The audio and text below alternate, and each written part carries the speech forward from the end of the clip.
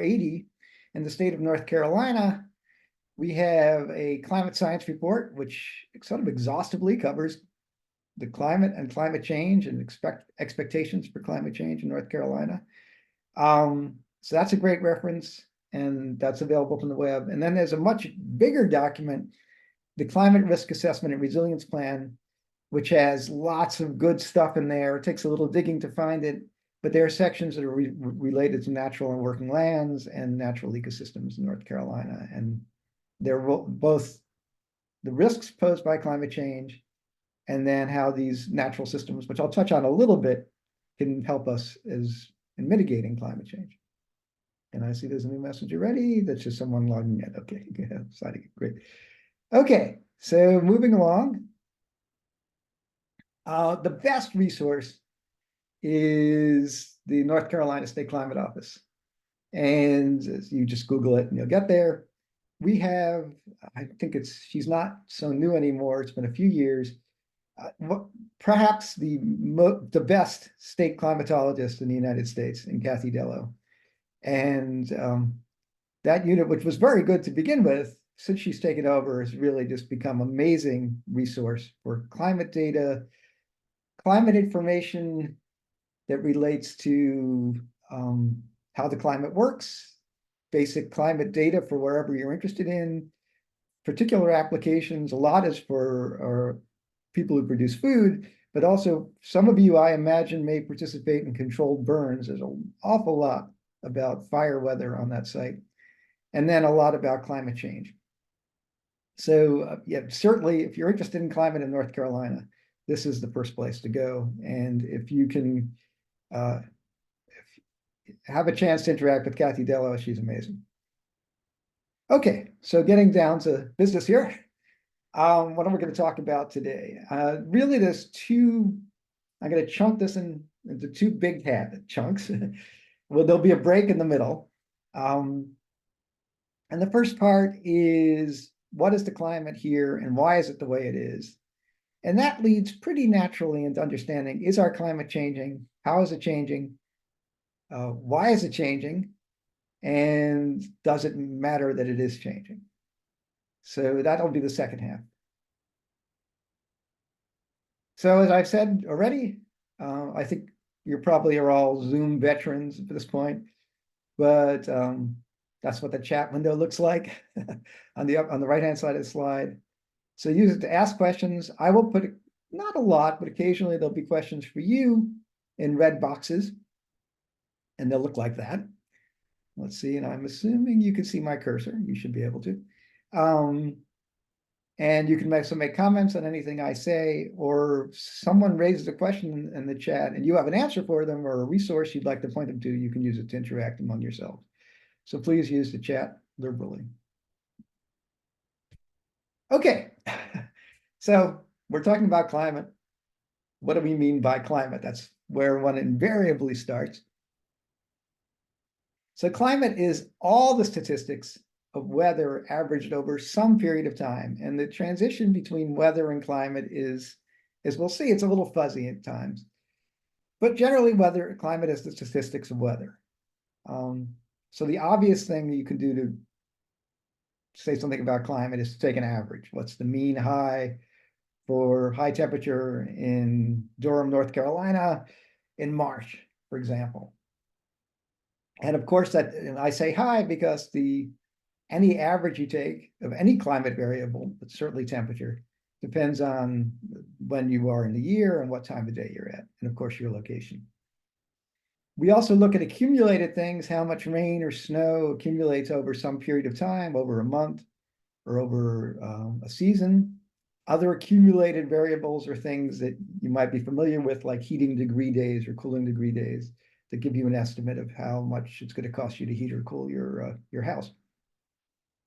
And then maybe less familiarly for climate, we talk about risks or probabilities of extreme events.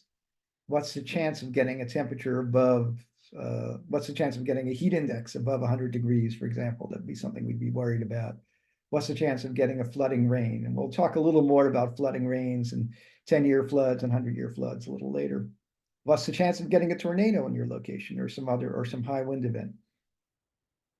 So they, there's various uh, cliches really about climate. It's what you expect, weather is what you get. One I like is the climate is the weather is the clothes you have in your closet, and weather is what you put on every day after you looked outside and see what the weather actually is. A nice graphic from the State Climate Office, actually, this graphic at the bottom is, I think it's kind of easy to visualize. Climate, because climate does change. Climate changes naturally and due to human causes, which we'll talk about, but it changes by definition. Climate changes gradually. So we have this image of someone walking a frisky dog on a leash, and the dog is running around and giving you all the variability and location more than perhaps you do when we try to walk along the sidewalk in a calm and steady path. So you could think of the frisky dog, the trajectory of the frisky dog as the weather, and your trajectory, which is steadier and smoother, as the climate. So those are all ways to think about what climate is. When you talk about prediction and projection, and weather here, and generally in the middle latitudes, North Carolina or other places, is predictable with useful skill that you can actually use it to make at least some kind of decision or probabilistic decision. Something this day looks like it's probably going to be good for a picnic or a ball game a week ahead, and maybe with some skill out to even 2 weeks, maybe 10 days, but a week to 10 days is usually the useful limit of weather prediction. And those predictions, and it's worth mentioning in the context of climate, those predictions are made using computer models that actually solve the physical equations, Newton's laws, first law of thermodynamics, etc., conservation laws for the atmosphere as a physical system. And that is how all weather forecasting is done now. Your local forecaster, some of you, you can subscribe to a service from Greg Fischel, who used to be on the air here, is a very good one. And they provide some local interpretation of the model output. But basically, the core of any weather forecast are these computer models. And that's relevant to climate because the climate models we use to make climate projections and climate predictions, and I'll get to that, are very close relatives of the weather models. The weather forecasting models actually came first, and then people realized, oh, we could also use these to simulate with some changes, modifications, use them to simulate climate. So I show an example of a weather forecast that is not for today because I made these slides a while ago, back in February. I started working on them. And this is from a site. You can see this is a forecast. It's 168 hours ahead. What is that? A week? A week ahead from a model, and it's from a website that is free, by the way, and it's up here. If you want to become a weather forecasting expert, just go to the site. You can click around on the forecast model maps, and you can amaze your friends with the skill of your weather forecast. And you're using the same models that the guy on TV is using, the person on TV is using to make forecasts. And you get maps that look like this, and these shaded green areas are areas of precipitation. So very similar models are used for climate models. So how is climate prediction? What do we talk about climate prediction and climate projection? So climate, if something is going on if it's something that's going to happen on a given day, a week from today, so today is Saturday, so a week from Saturday, a week from today, next Saturday, we call that weather. If you were talking about the average over the next 2 weeks, the chances of more rain or less rain than normal, then you're sort of blending into climate. And by the time you look a month or a season ahead, we would say that was climate prediction. And the federal government has a center for climate prediction center. So you Google cpc.noaa.gov, you can get maps that look like the ones I've shown at the bottom of this slide. And because we're not predicting events on a given day, these are outlooks of probabilities, and they're typically done in the United States anyway. We do it in terms of terciles, near to equal chance of being or chances of being above normal, below normal, or near normal based on the past statistics. And so this is a seasonal temperature outlook. It was issued in the middle of last month, and it's valid for the months of May, June, July of this year, and it's for projection of temperatures. And when you look at these seasonal temperature outlooks, well, before I go there, let me just say there is some skill to these. They tend to be more skillful for temperature than for precipitation. But they are, actually, if you look at the CPC set website, they're totally transparent about how accurate their forecasts are because they constantly do that validation and monitoring. So where do we get skill in climate forecasts? Something I didn't want to dwell on today, but you probably heard about the butterfly effect or chaos, or the fundamental reason that weather is not predictable more than 10 days or 2 weeks ahead. And this was discovered by a very brilliant meteorologist, the late Edward Lorenz, back in the key work was done in the early 1960s. And that's where chaos theory comes from. And it tells you that systems like the atmosphere are fundamentally unpredictable. So the day-to-day weather, we're never going to have weather forecasts where on March 16th, you can make a weather forecast for April 16th. That's just not going to happen. And we fundamentally understand why we can't do that. But we can forecast climate ahead or predict climate ahead because we're averaging over the day-to-day variability, which is so chaotic. And where does the skill come from? The skill for those forecasts, by skill, I'm using what I mean by skill. I should define that. Skill is really useful information.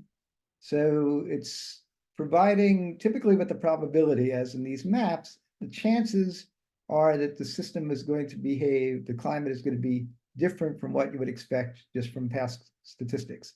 And those past statistics are called the climatology. So we do have some skill, and it comes from parts of the climate system that vary more slowly than the day-to-day weather. And the most important one are actually ocean temperatures, but not ocean temperatures in the Atlantic right off the coast of North Carolina.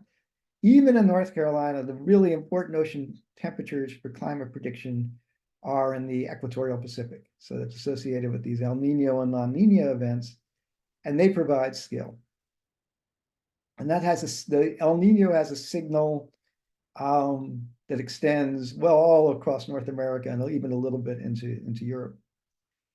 There are other sources of skill, the things that change slowly in the climate system, the amount of moisture in the soil, ocean temperatures outside the equatorial Pacific, including off the coast of North Carolina. But the second most important skill is the one I've given here, is the human or anthropogenic, human-produced or anthropogenic trend. This is the global warming trend, and it gives us skill in our climate forecast. It seems a little almost like a cheat because we know the climate's getting warmer. Therefore, if you predict it's going to be warmer than your climatology, and your climatology is typically based on a normal, so-called a normal, which is a 30-year mean. And for these forecasts, they're comparing with the 1981 to 2010 30-year mean. So the climate has warmed up since then. Since the middle of that period would have been in the mid-90s. So the climate's warmed up since then. So whenever you look at the seasonal temperature outlooks, you will typically see more areas indicated warm forecasts than cool forecasts. And that's really saying they're getting skill as it's defined. They're getting skill as it's defined from the trend from global warming. As I said, precipitation is generally harder, and it depends mostly. There isn't much of a trend in precipitation, something I'll come back to. And so the precipitation forecasts, their skill comes from things like the El Nino cycles in particular. So anyway, if you want to, this is the baseline. Once again, I said you can go to a Tropical Tidbits website to look at the weather forecast. If you want to know what is it going to be the best guess of whether it's going to be a warm summer or cool summer, you can go to the CPC website and you can look at maps like this. And then you will know as much as anyone really does about the likelihood of what the climate will be like in the next season or two. Oops, I didn't want to do that. I just clicked on the link. Okay.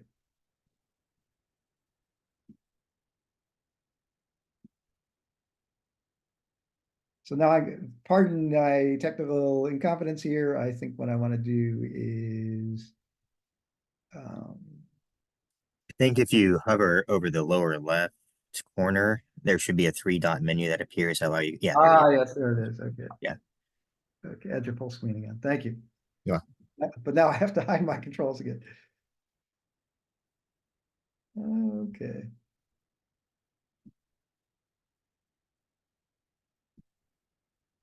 Okay. So we have to, okay.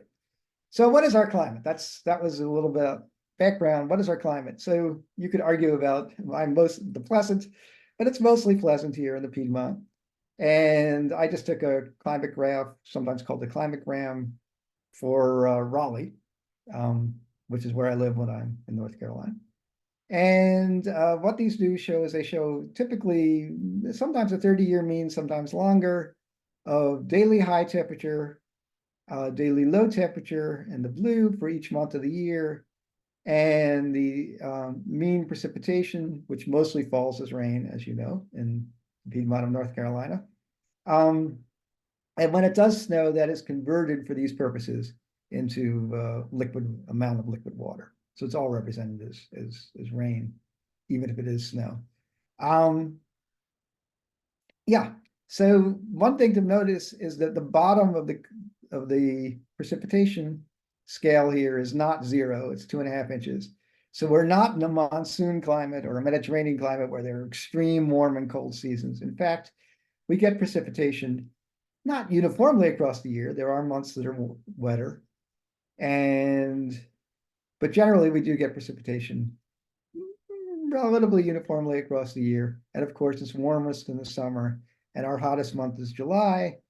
And there's a pretty regular diurnal or daily gap between our high and low temperatures.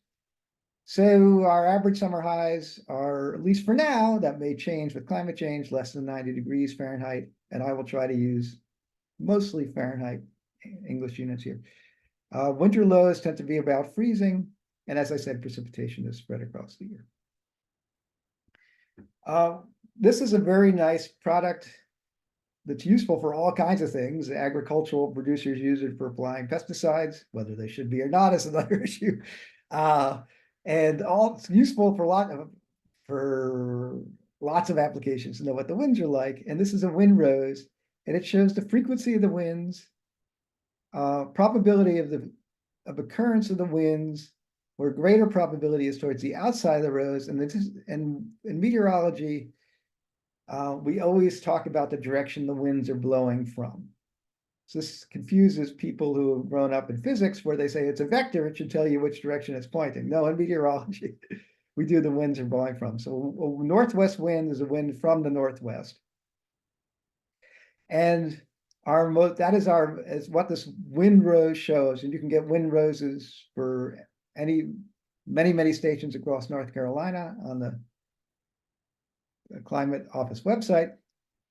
It shows you that our winds are generally not tremendously strong. When they are the strongest, they are strongest out of the northwest. And this would be sustained winds. If you looked at gusts, it might be a little different, but our sustained winds are certainly strongest in the winter. And these are the strong winds that come in behind the cold front. And I'll get to a little more about our weather systems in just a minute. So this is the climate. This is a very nice way to depict the climate of wind in North Carolina.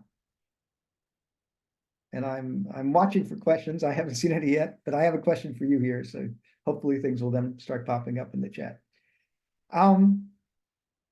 This is one of the features in mid-latitude weather, and we'll talk about why this is in just a second, is in mid-latitude, the weather is very variable day to day. So a feature of the climate is the variability of the weather. So as I said earlier, climate is the statistics of weather. So that could include, one of those statistics could be, say, the variance. So each of these plots, again, from the State Climate Office, advertising them again, are from a single station. This is the Reedy Creek Field Laboratory, which is right outside of Raleigh. There it is on the map. And this was a month when I made the slide. It was from January to started making these slides. It was from late January to late February. These are hourly data.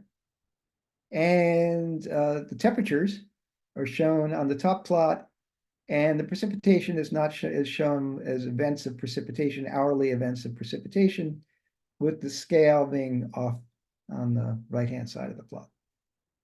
So you get temperature variability over time, and this is winter time. And then you could look at the barometric pressure, and that also varies with time. So I want you to do. Oh, guys, I see a question in the chat. Yes, that's wind coming from the northwest. So when that, I'll even go back to make that clear. This is a wind coming from the northwest. So as a vector, it will be blowing northwest to southeast. So the strongest winds in the Piedmont are winds, wintertime winds, really, from the northwest. So blowing to the southeast. Yeah, so then Mike, I see someone's already popped in an answer. Eric has, thank you. What patterns do you see in these two graphs? Anything. So these are time, we're looking at graphs versus time. It's hourly data. You're looking at a month in each plot. And then the line graphs here are temperatures. The barometric pressure is the lower, whatever color that is, orange. And then the precipitation is the same precipitation record shown on the bottom. So what do people see in those?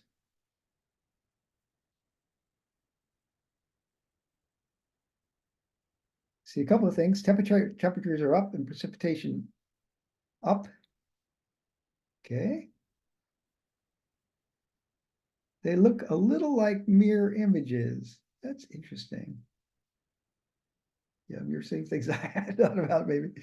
Yeah, there is a, okay. More variability in temperature than in pressure. That's certainly true. So I would challenge you. So what is the dominant type of variability? And well, maybe not dominant, but a very strong type of variability in the temperature. You remember these are hourly data.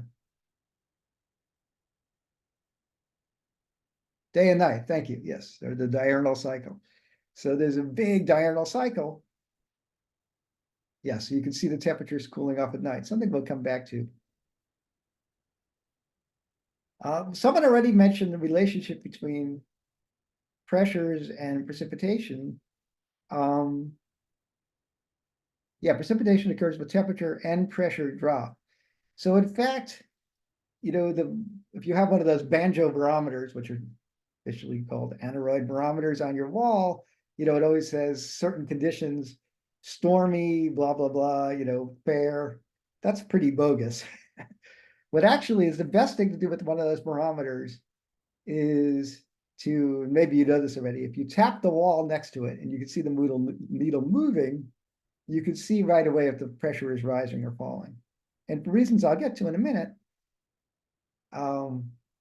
not uniformly, but often precipitation occurs not when the pressure is the lowest, but as the pressure is falling. And we could see this in this event in January. Here we have falling pressure and a precipitation event. Here again, precipitation on a falling pressure, although some of that rainfall was really right near the pressure minimum. The atmosphere, as I said earlier, is chaotic. It's incredibly creative. No two weather systems are the same, just like no two snowflakes are the same. And this is, by the way, why we can't forecast by just going back in history and looking at state of the atmosphere that's exactly like yesterday and then know what's going to happen today, because you don't get, those are called analogs, and you do not get perfect analogs or even close to perfect analogs because of the variability of the atmosphere at mid latitudes. So the question was, why does the pressure drop causes rainfall rather than the other way around? Yes, basically that's true for reasons I will get to in just a minute. Any other comments on these graphs? And by the way, it's just fun. You can go to the Climate Office website, find a station near where you live, and it's really interesting to look at what's happened. You could also go back and look at how much rainfall has fallen in your location and relate that to the state of your garden or your nearby woodland or natural area.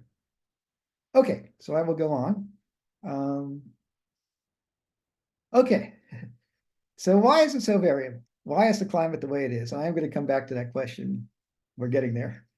Um, so the sun is heated by the earth most strongly in the tropics. And probably most of you know this already, but it's not because you're closer to the sun in the tropics. It's because the sun's rays are more direct. So per area of Earth, that's what's shown in the schematic on the left. If you're at the equator on the equinox, when the sun is directly overhead at midday,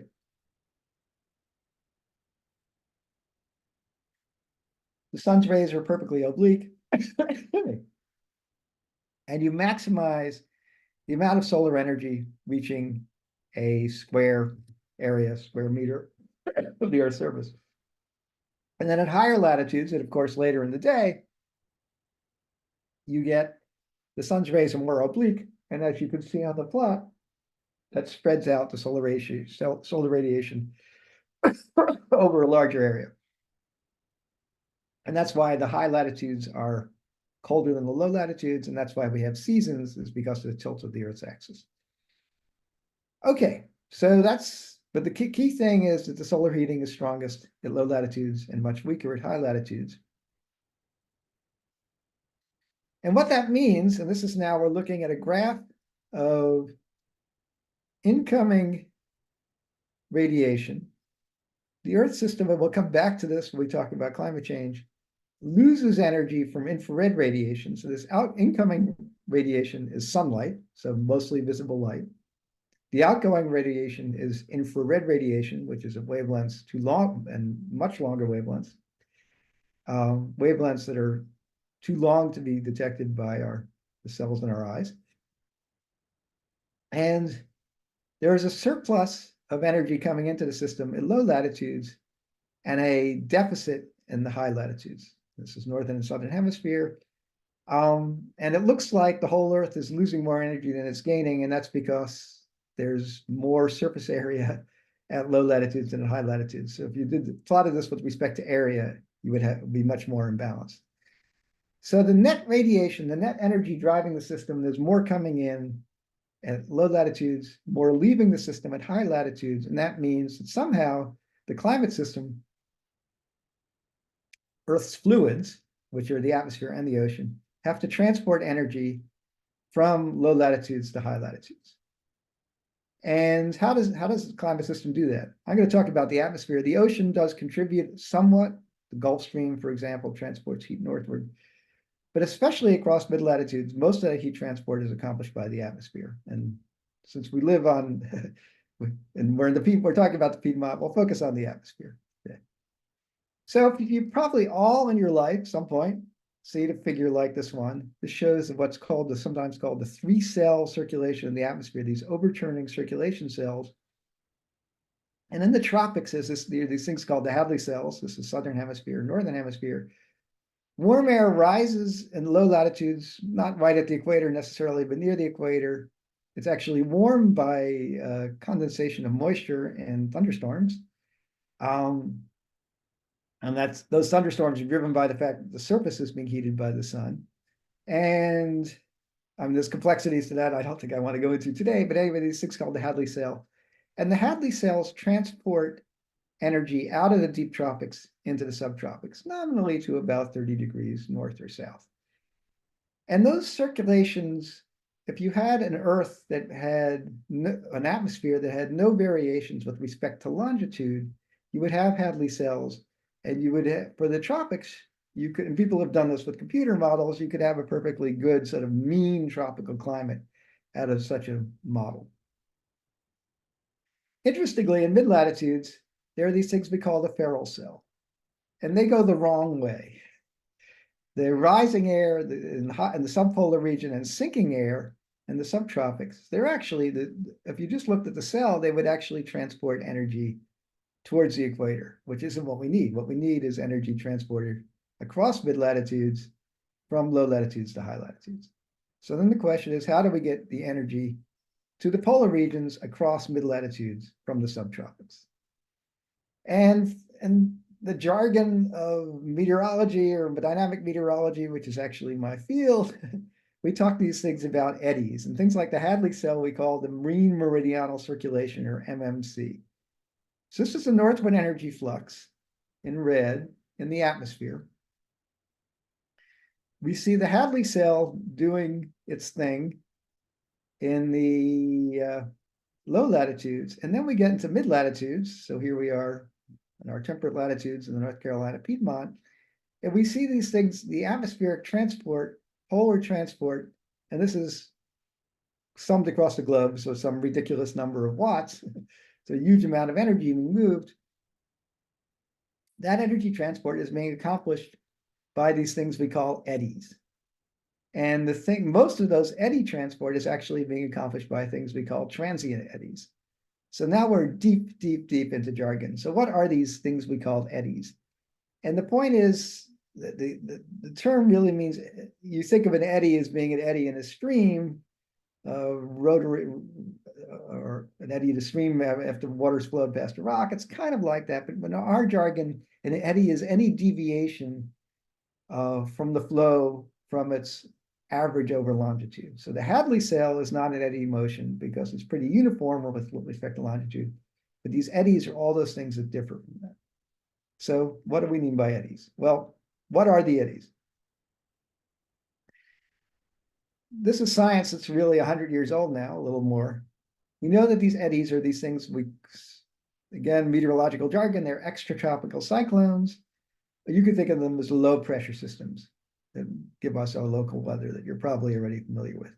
And these are really the engines of mid-latitude weather, the engines of weather variability, and the reason our day-to-day, the feature of our climate is this day-to-day variability is the behavior of these weather systems. This is a schematic from a paper that came out over 100 years ago.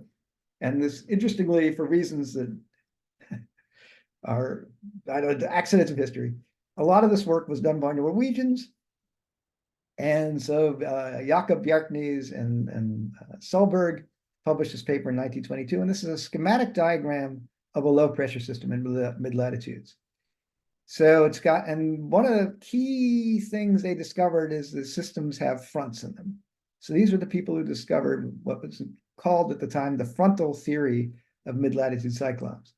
So there's a cold front, there's a shear in the wind across the cold front, there's our northwesterly wind behind the cold front. This is a map, by the way, I should have said that. This is north and this is east. We have a sector of warm air that's called the warm sector. And then there's another front, the warm front, advancing wedge of warm air, or retreating edge of cold air is really a better way to think about it. Advancing warm air. And the nice thing about the schematic is if you take a line through here, you get this cross-sectional diagram. This is now west to east, and this is up in the atmosphere. And you see the cold front is this advancing wedge of cold air. The warm front is this retreating wedge of warm air. At the cold front, the warm air is sort of plowing in and causing air to rise. And as the air rises, you get condensation and precipitation. So you get a band of precipitation behind the cold front. You get dropping temperatures behind the cold front. At the warm front, for various reasons, is a more gentle slope with height, as is shown here. So typically cold fronts have a slope of maybe 1 to 100.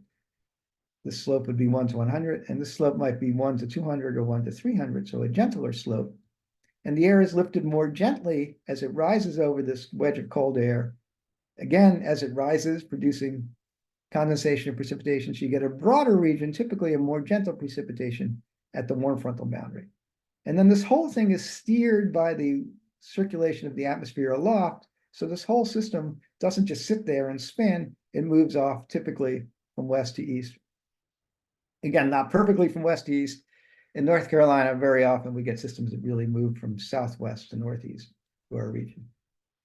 North of the system, there is still air being lifted, but the warm air has been separated from the surface. And this is a cross-section of precipitation that you would get north of the center of the low. So they could have drawn a big L here for the center of the low at the center of this circulatory system.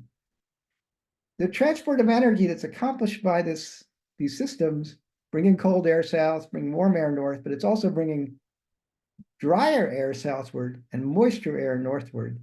So the energy that's transported northward to make the climate system, the energetics of the climate system balance involves both a transport of what we call sensible heat, which is just cold and warm air, the energy associated with warm air or cold air, but also with the energy that's stored in water when it's evaporated. That energy can be released in condensation, so that we call that latent heat. So the energy transport involves the transport of both sensible and latent heat. And these, you can think of these systems as sort of big egg beaters inserted in the atmosphere vertically with a vertical axis, mixing cold air, drier air southward and warmer air northward, and therefore allowing the Earth's climate system to accomplish the energetic balances it has to be in some kind of statistical steady state. So moisture transport, of course, leads to rain and snow. And this is a map of average precipitation across the Carolinas. We can focus on North Carolina. Here's our, and there's our color table, again, in inches. And across a large, broad region of the state, we get something like 40 plus inches of rain a year. Okay, in this context, when I say north, well, in northern hemisphere, I really mean true north, but the same thing happens in the southern hemisphere. So if I were speaking more generally, I would say polar, because the exact same processes happen in the southern hemisphere, but there the energy is being transported to the south, towards the south, from the equator towards the South Pole. So we get more, not surprisingly, we get more rain on the coast. I'll talk a little more about what kind of systems deliver that rain. It's not all mid-latitude cyclones, although they are important. And then we get decreasing rainfall, but not drastically. There are not deserts in North Carolina. Well, maybe some very localized ones associated with rain shadows and mountains. It gets drier. I wouldn't call Asheville a desert, but it's a little drier. Hey, Walter, forgive me for interrupting. That question was actually the previous slide. Would you mind going back one for 2 seconds? Okay, sure. Oops, I did it again. Okay. Go back here. Full screen. Yeah, I click because like all these graphics have links, and when I click on them, Okay. Sorry about that. I didn't mean to monkey up. Right. Okay. So specifically, when we're looking at the eddy effect, the cold air, it seems like that is demonstrating cold air coming down. Right. So that's what the context of that question was. You were saying north, and maybe I missed what you were saying, but this to me looks more like altitude. Okay, right. So this is the middle of the slide.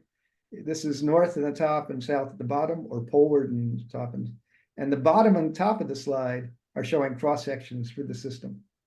Okay. So it's a somewhat complicated schematic, but yeah, I should have made it clear. This is a map in the middle, and these are cross sections at the top and the bottom. Got it. Okay, thank you. Sure. Yeah. So, but pretty uniform rainfall, a little more at the coast, 40 plus inches a year. I said Asheville is slightly under because of, and then some places in the mountains get more, and that's because the weather systems bring air up against those mountains, and you don't only get rising air because it rises over a front. You get rising air when it's forced to rise over topography, and that also causes enhanced precipitation. So the rainfall in the mountains is complicated by the topography. In the Piedmont, it's pretty simple, and the variations are pretty smooth and gentle in terms of amount of precipitation. So at the ground, we gain moisture from precipitation, and we lose it from evaporation and transpiration. In most places in the Piedmont are vegetated. So the transpiration, which is the water that's brought up from the roots of plants and then lost from their leaves in the process of photosynthesis, is actually dominates over evaporation. We don't have a lot of bare soil, unvegetated soil on the Piedmont. But those together are called evapotranspiration.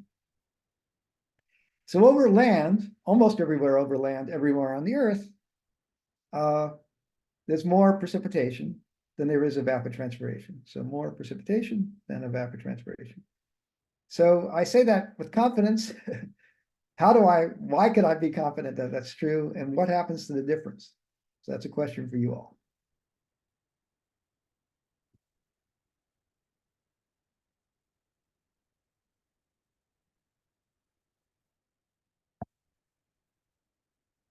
So I see flows into rivers. Some of it is absorbed.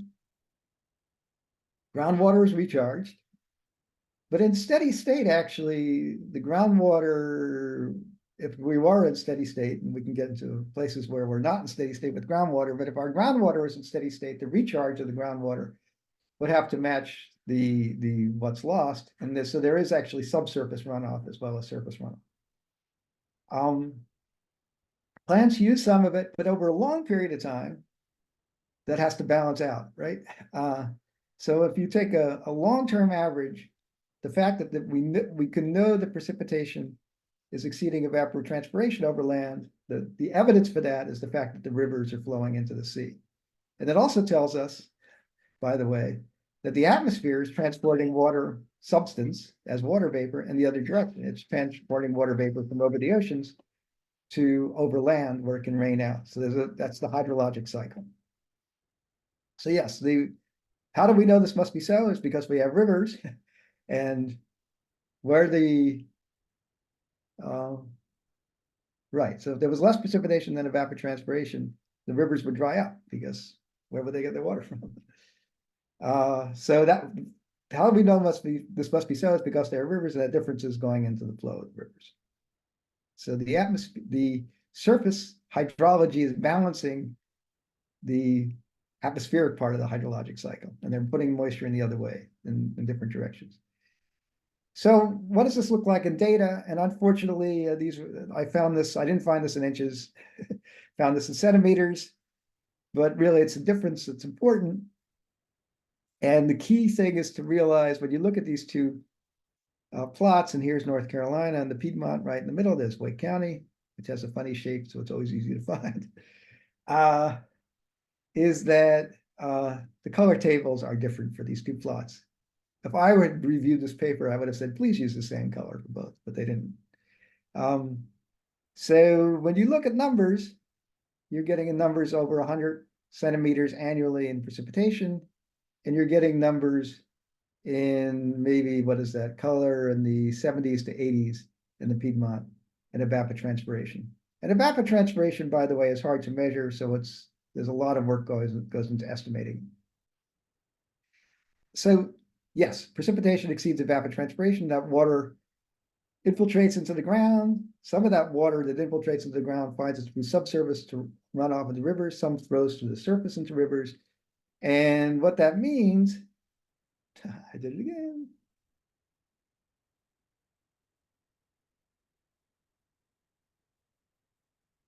What that means, be careful of plotting, is that not only must extratropical cyclones move heat poleward, but assuming they are responsible for this balancing this budget, they have to move moisture poleward and landward. And how does that happen? It means that the air going north is warmer than the air going south, and we can see that in this picture here. It also means that the air in general that's moving northward and landward is moister than the air that's going southward and seaward. So again, we have a temperature contrast. You can imagine, I should have made a picture of this. Red air to the south and blue air to the north for colder, and you put an egg beater and you mix them together. But we also have, call it blue air to the southeast and moisture air to the southwest, and orange air to the northwest is being drier. You're also mixing those two together. So these mid-latitude cyclones are transporting energy and moisture, or moisture energy as moisture and as sensible heat in the way that's described here and consistent with this picture. So what does this look like day to day? This again, same month, or nearly the same. This is actually a slightly different period of time, but same station. Again, we're looking at hourly data over a month. This was from February into early March. And the dew point is a measure of the moisture in the atmosphere. Now, this is worth perhaps a slight digression. We use dew point, which is a measure of specific humidity. Specific humidity is how many grams of water substance there are, or water vapor, per kilogram, let's say, of atmospheric mass. And that's different than the relative humidity, which is relative to saturation. If you want to know about humidity, dew point is much more useful to look at, or specific humidity, but displayed as dew point. It's really the temperature which, if you cool the atmosphere, at which it would condense, which dew would form. That's the dew point. So it's got units of temperature. The dew point, as you notice, the temperature, as we noted earlier, the temperature has a huge daily cycle. The relative humidity also has a big daily cycle. The relative humidity goes down on most days in the afternoon as the atmosphere warms up near the ground and you move further from saturation. The dew point does not have much of a daily cycle on it. So it's a much more useful measure of how much moisture there is in the atmosphere. And you can see what's happening here. As these pressure systems come in here, we have falling pressure. So if you sort of connect that in your mind, do some spatial reasoning, connect that on your mind with the schematic of the mid-latitude extratropical cyclone. This is an advancing low, you have an advancing low pressure system, so the pressures are dropping. You have winds that have a flow from the south, and that's raising the humidity with time as measured by the dew point. It's also making it warmer.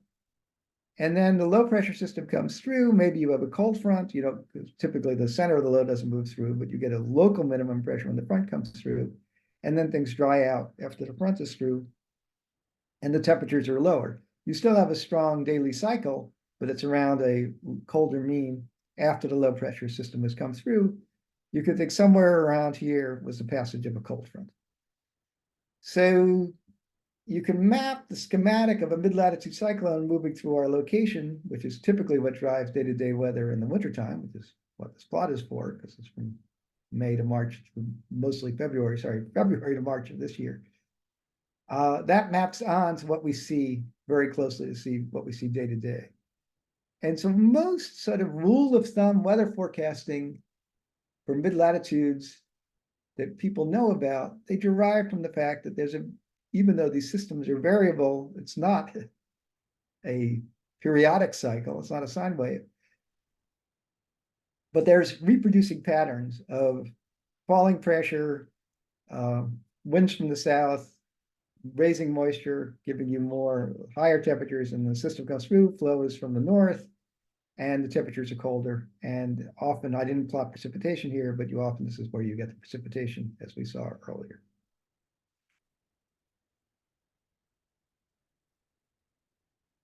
So what does this look like in that case? This was a case from of 12th of February. It's right on the middle. Okay.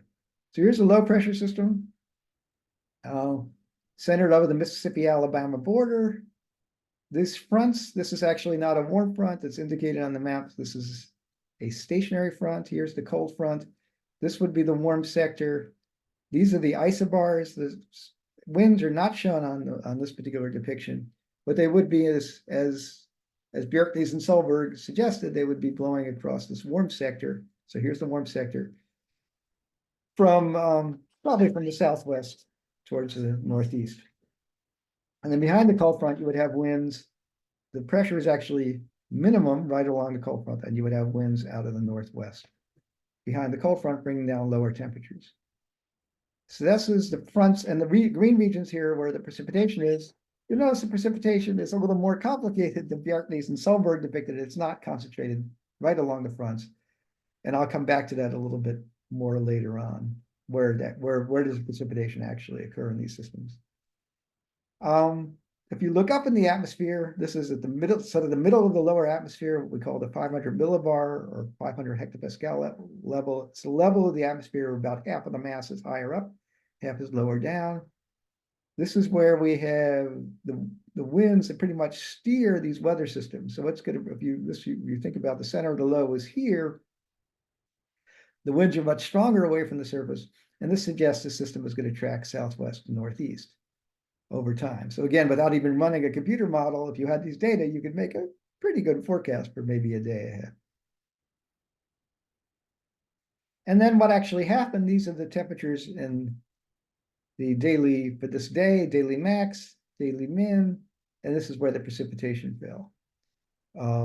this is 24-hour precipitation, again, associated with the same system. So you do see warmer temperatures in the warm sector, of course, warmer during the day than at night. And you do see the sharpest boundary roughly associated with the warm and cold fronts, although the system moves over time. So when you take the daily max and daily min, you get a sort of smeared out picture of the impact of these systems on temperature. But these sort of systems these are the systems that are coming through all the time, giving us, if you think about it, this thing moves through a very variable temperature and pulses of precipitation associated with their passage. And we can see them in satellite images. As the air is lifted along these frontal boundaries and wraps around, you get lifting air and you get clouds. So this is a visible image from geostationary, that's what the G stands for, weather satellite. Again, associated with the same pressure system, low pressure system.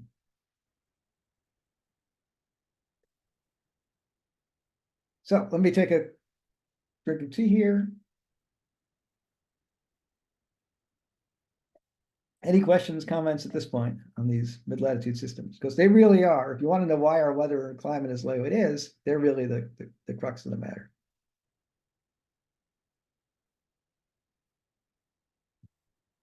Well, seeing none.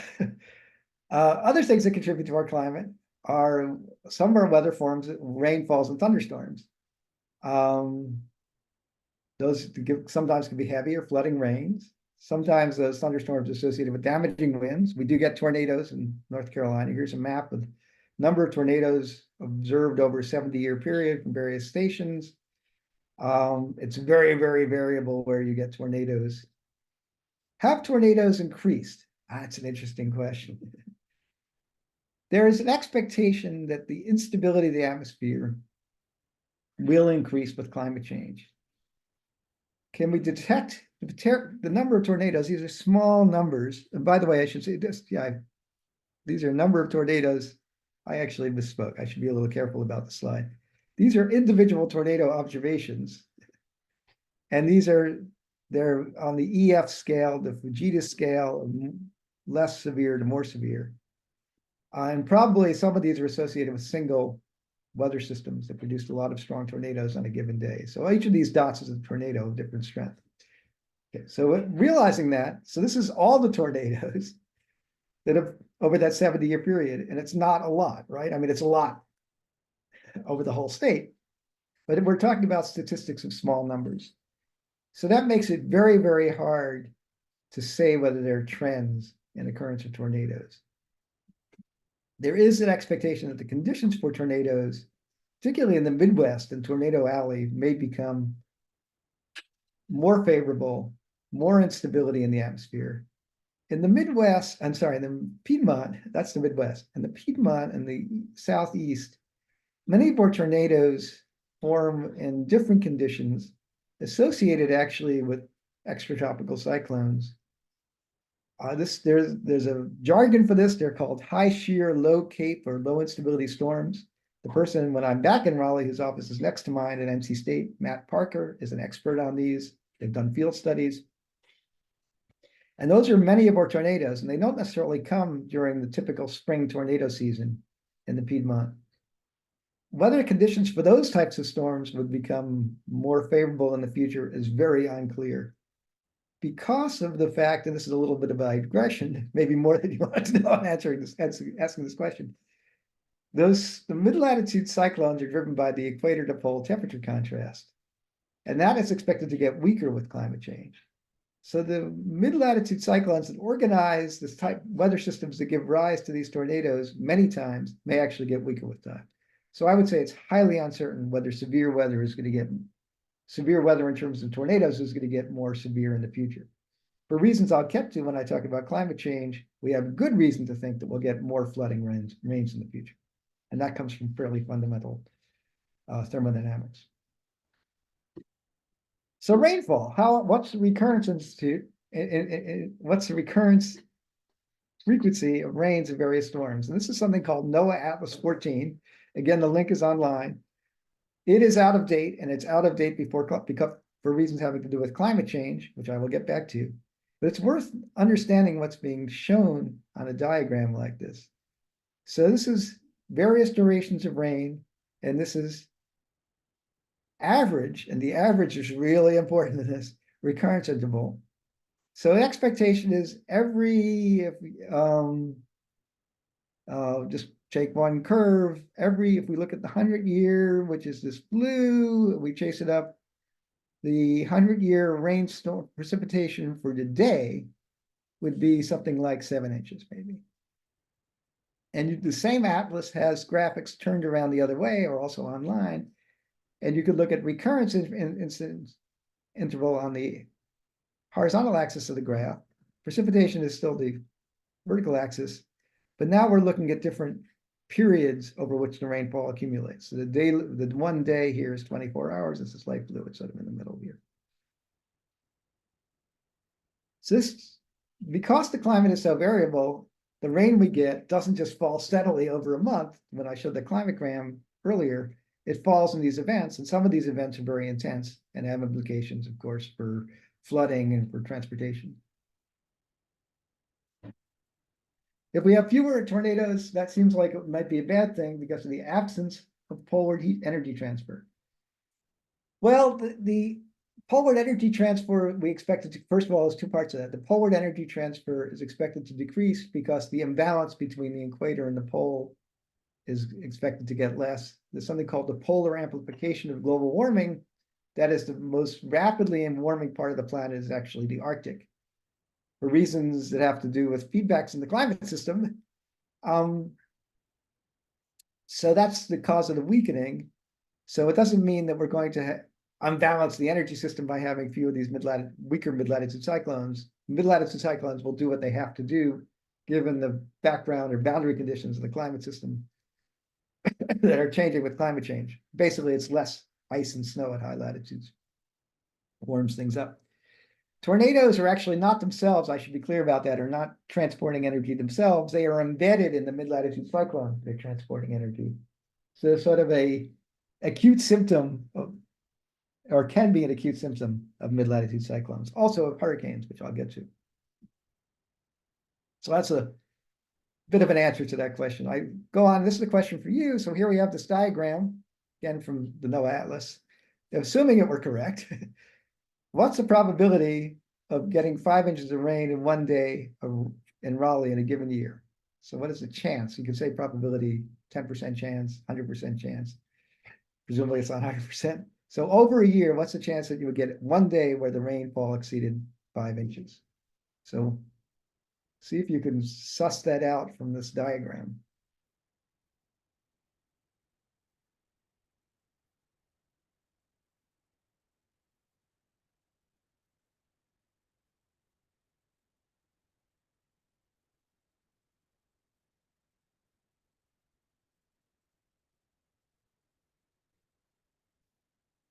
Okay, I got a 1 in 10 or 10%.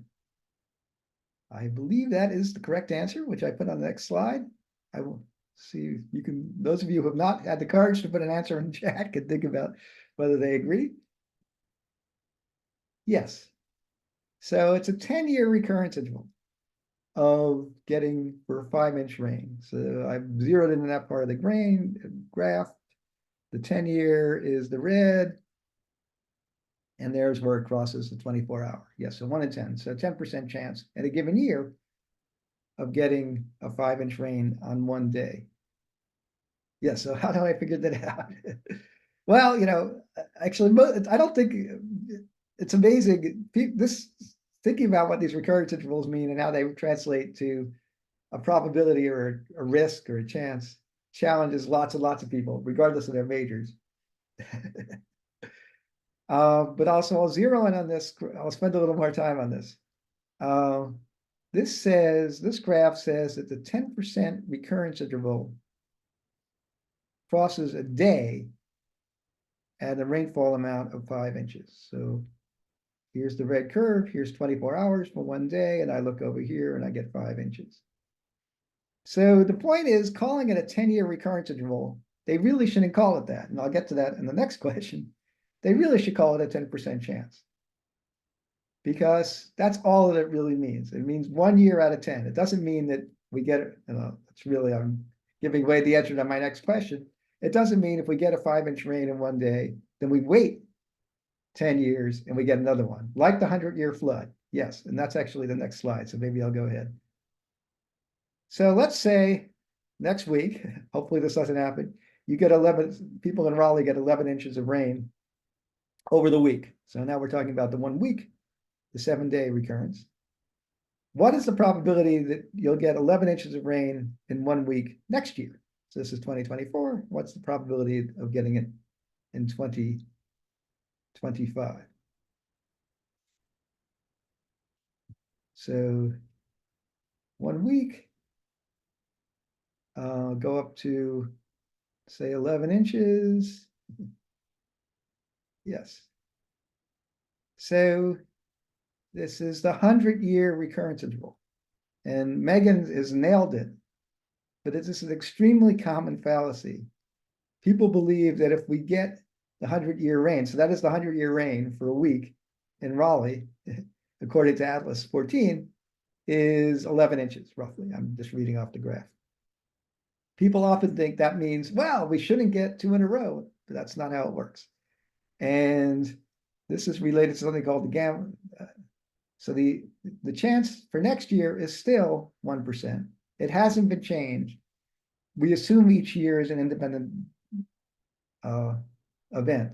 It's like if I flip a coin and I get heads, what's the chance if I flip the coin again and get heads? It's still, if the coin is honest, 1 and 2, 50%.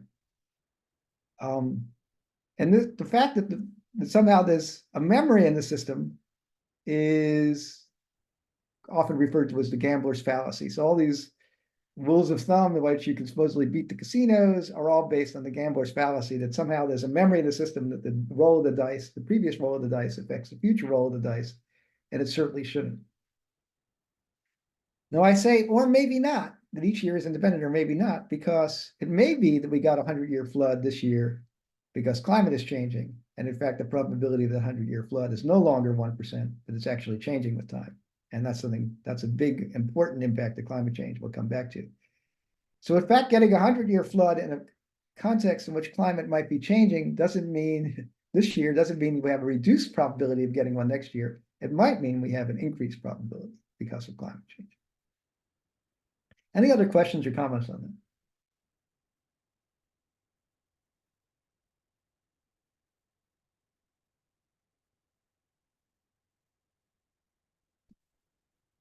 Okay, so another feature, you could always come back to it. Another feature of our weather in the Piedmont that extends into the Piedmont are hurricanes.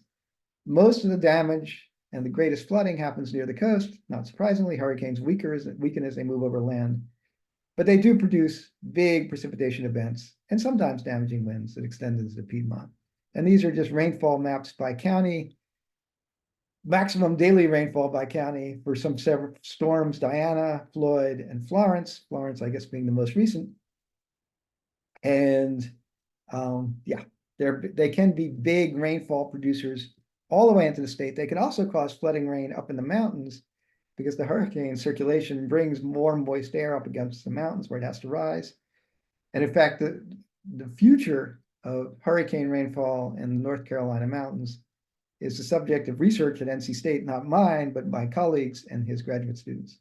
So we're trying to understand what is the risk of increased hurricane flooding in the mountains of North Carolina. It's really important for transportation and also for risks. It does relate to transport, but also risk of landslides. Many slope failures and landslides in the mountains are produced during the heaviest rain events, which can sometimes come from hurricanes in the North Carolina mountains. Hurricanes typically come in the hurricane season is what through the summer, late summer into fall, ends at the end of November. So fall tends to be a slightly drier season in North Carolina, unless you get a hurricane that landfalls, and then it can be wet. So there tends to be a little bit of a, as we say, bimodality in the amount of rainfall in hurricanes. Trends in hurricanes. Again, their small number of statistics means it's hard to reach conclusions. There are some possible trends with years. El Nino affects both. The El Nino years tend to be low hurricane years in the Atlantic Basin and also effects of circulations that guide the hurricanes. There are also longer-term cycles in the North Atlantic Ocean cone, the Atlantic multi-decadal oscillation, which modulates the number of storms we get in the North Atlantic.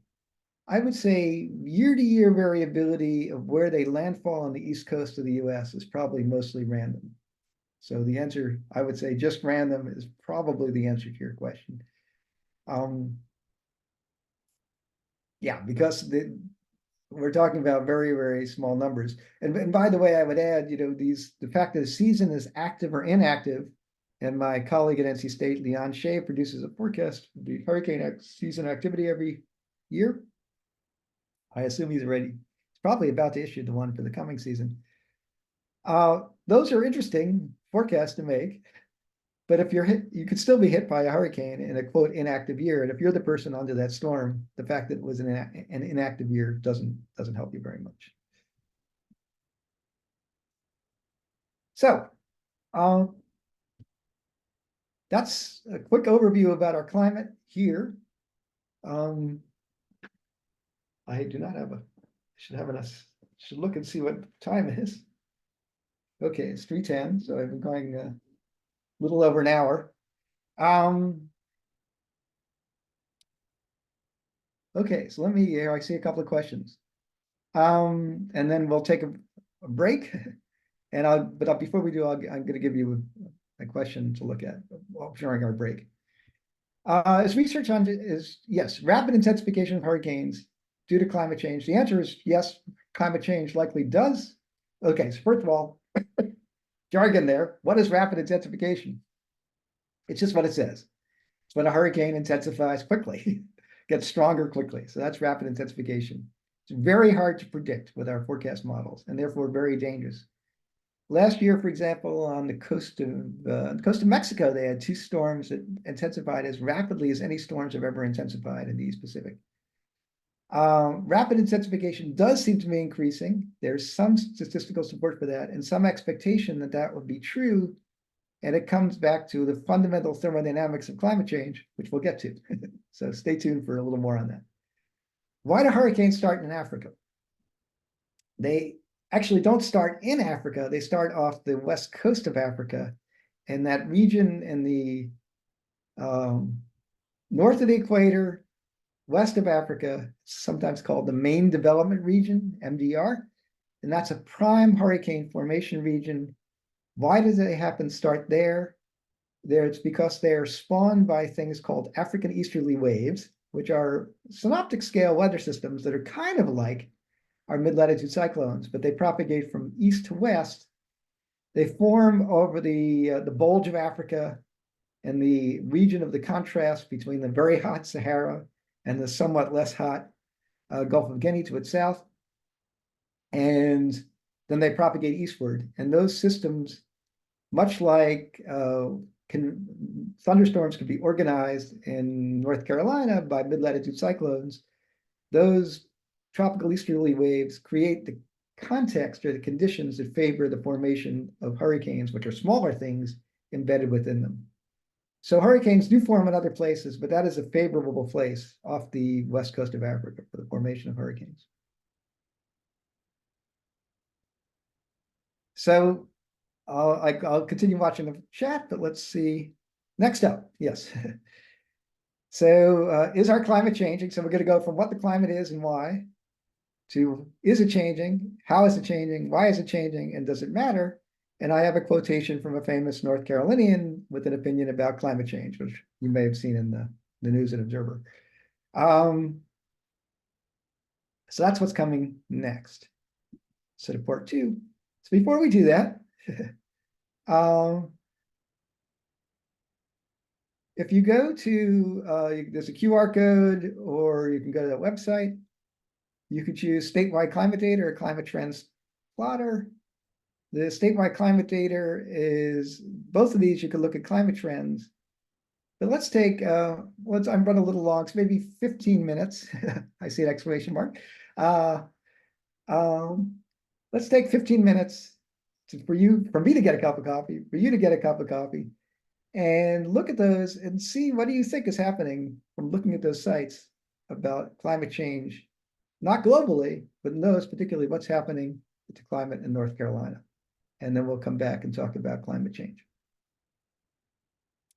And I will get my coffee and come back. So if you have questions about using those websites, you can put them in the chat as well. All right, thanks, Walt. Okay, we'll see everyone back at 10:29. But was deactivated. Oh no. That's not good. Okay, well, in that case, you have to go to the website. Sorry, I used a free QR code and maybe it has a limited lifetime. Let me just see if its work is deactivated on mine as well. That's very annoying. I thought they lasted forever. Floor is yours, Walt.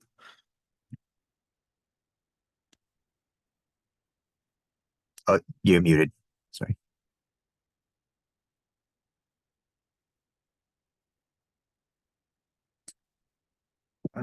Okay. There we go. Now, let me get rid of my controls again. There we go. Okay, now you should be able to hear me. A couple of messages. Let's see. I saw there was one back here.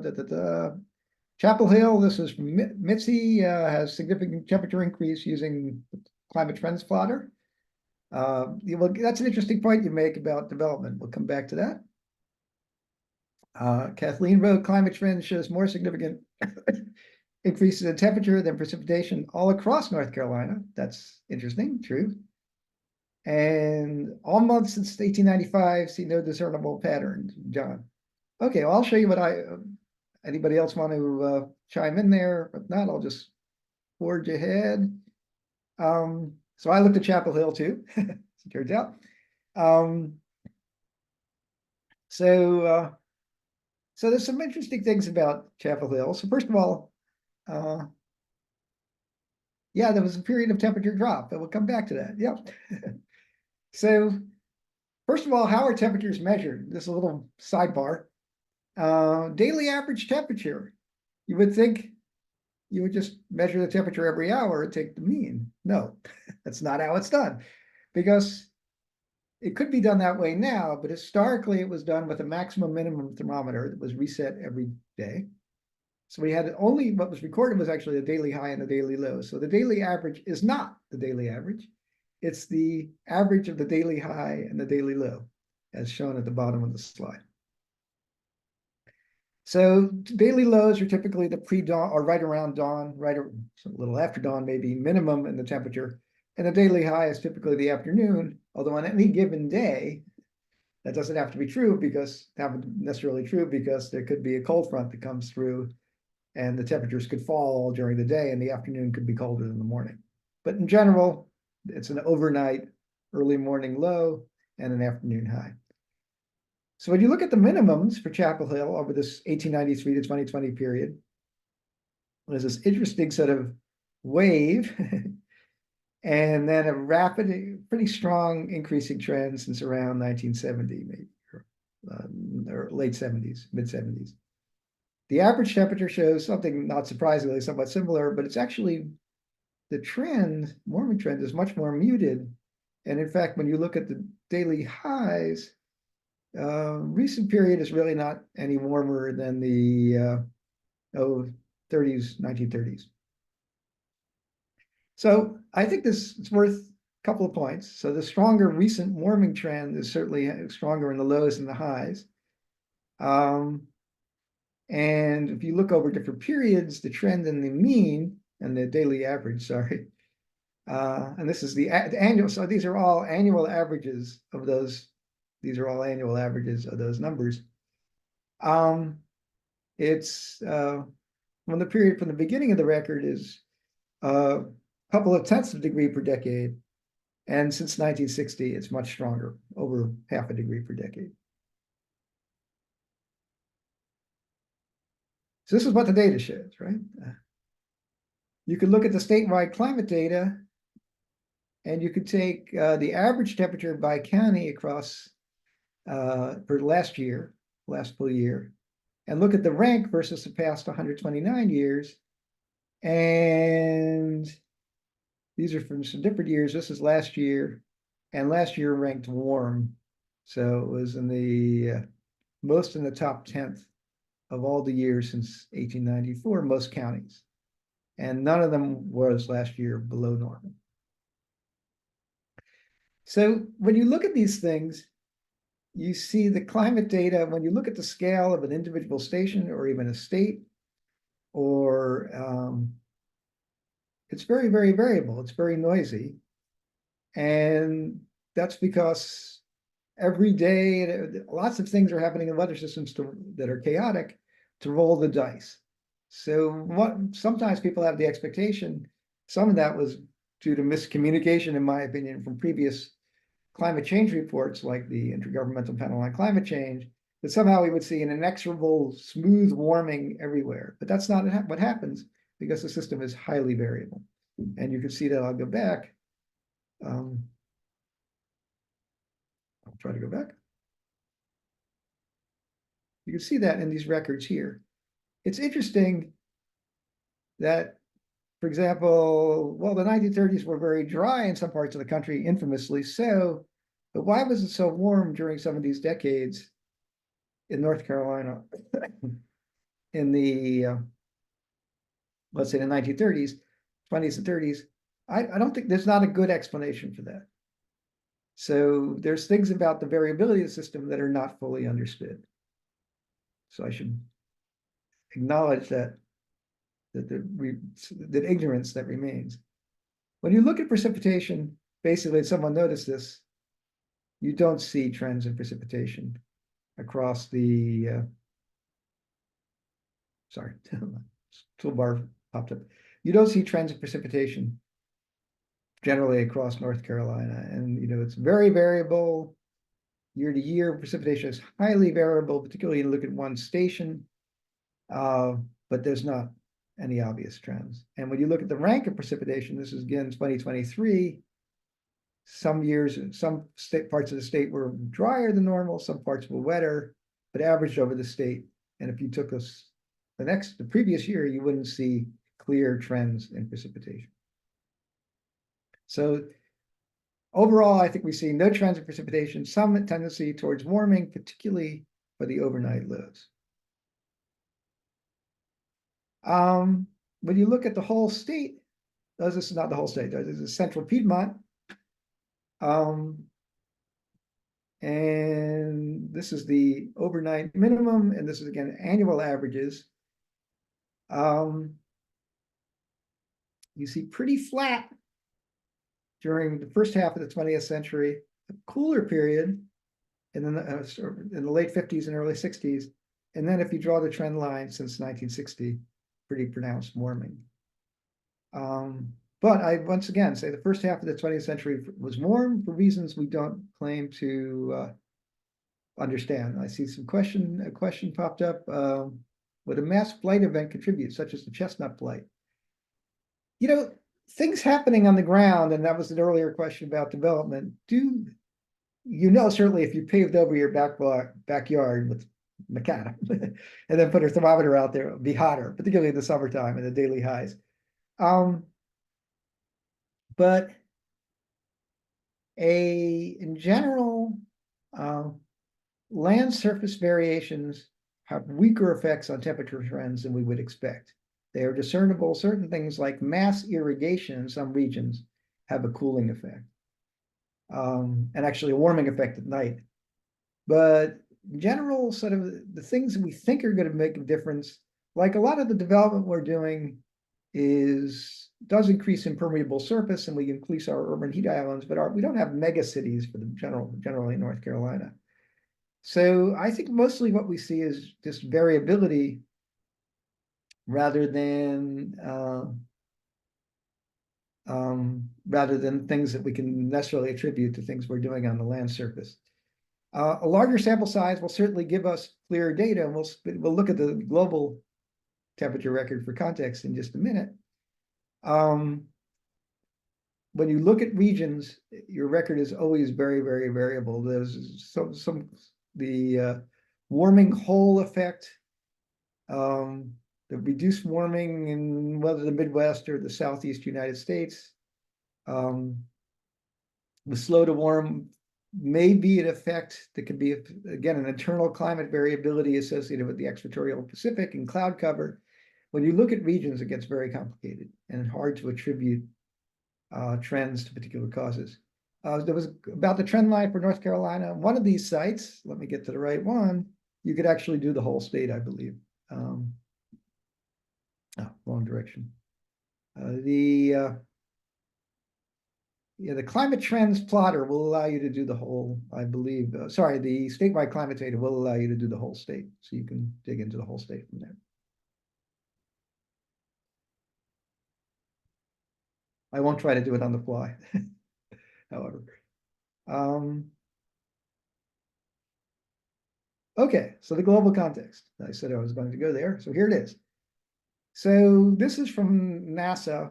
Various people have taken all the climate data from all over the world and compiled it with slightly different statistical techniques. They all get essentially the same answer. So I'm going to use the NASA record, and it's called GISS temp. And when you get this PDF, you can click on it and see the link to it. This is taking the most recent full decade for the annual average temperature compared to the 30-year so-called norm of 1981 to 2010. So you could think of this difference as representing recent global warming, and it's in degrees Celsius. So I'll just remind you, it's 9/5 conversion from, or 1.8 to convert degrees Celsius to degrees Fahrenheit. And what you see is a pattern where it's warming almost everywhere. There's a little region around the Antarctic where it's cooled, and a little region in the North Atlantic where we think we understand what's happening, where it's warmed less. This has to do with trends in the ocean circulation that are actually a consequence of climate change. The Arctic is warmed the most.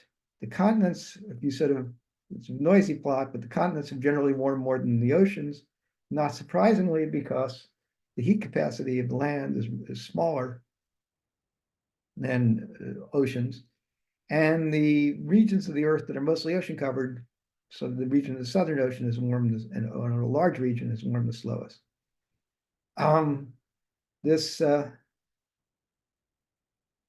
Dead spots in the ocean. If you're thinking of biological dead spots, there's not a direct relationship, although there actually is. Regions that are off the coast that are, coastal dead zones are probably warmer because they're dead zones, because the ocean, and particularly in the summertime, is not mixing well, and that's one of the reasons they're dead zones. If you're thinking about the subtropical gyres, they instead of warm, they would be here. They kind of warm at the same rate as the rest of the oceans. The cooling rate, there's this warming hole, as I mentioned, which is probably associated with the slowing of the heat transport northward in the North Atlantic Ocean. When you look at the annual global average and look at the record, there's still substantial variability year to year, and some features we don't really understand, like why it was global warmer in the 1940s. Some people think it's a data bias associated with the Second World War. People have tried to pull that effect out, and they still see it. So it's probably real, but not understood. There are long-term trends in these records. The red, by the way, is a smooth version of the annual average, which are the black dots. But what you see very clearly is the last 10 years. You can count them back in 2023 are the warmest, back to here. They're the warmest of any period on the record. And the the globe as a whole has been warming very reliably and almost steadily. The variability is associated with things like El Nino events, and volcanoes cooled the climate for a few years. That's one in the 90s. There's Mount Pinatubo, but pretty strong warming, continuous warming since certainly since 1970. The other thing, when you look at the record, because it is so variable, there was a lot of talk about a warming hiatus early in the 21st century. But when you look at it in the context of a longer record, you can see it's really just noise. It's statistical fluctuation.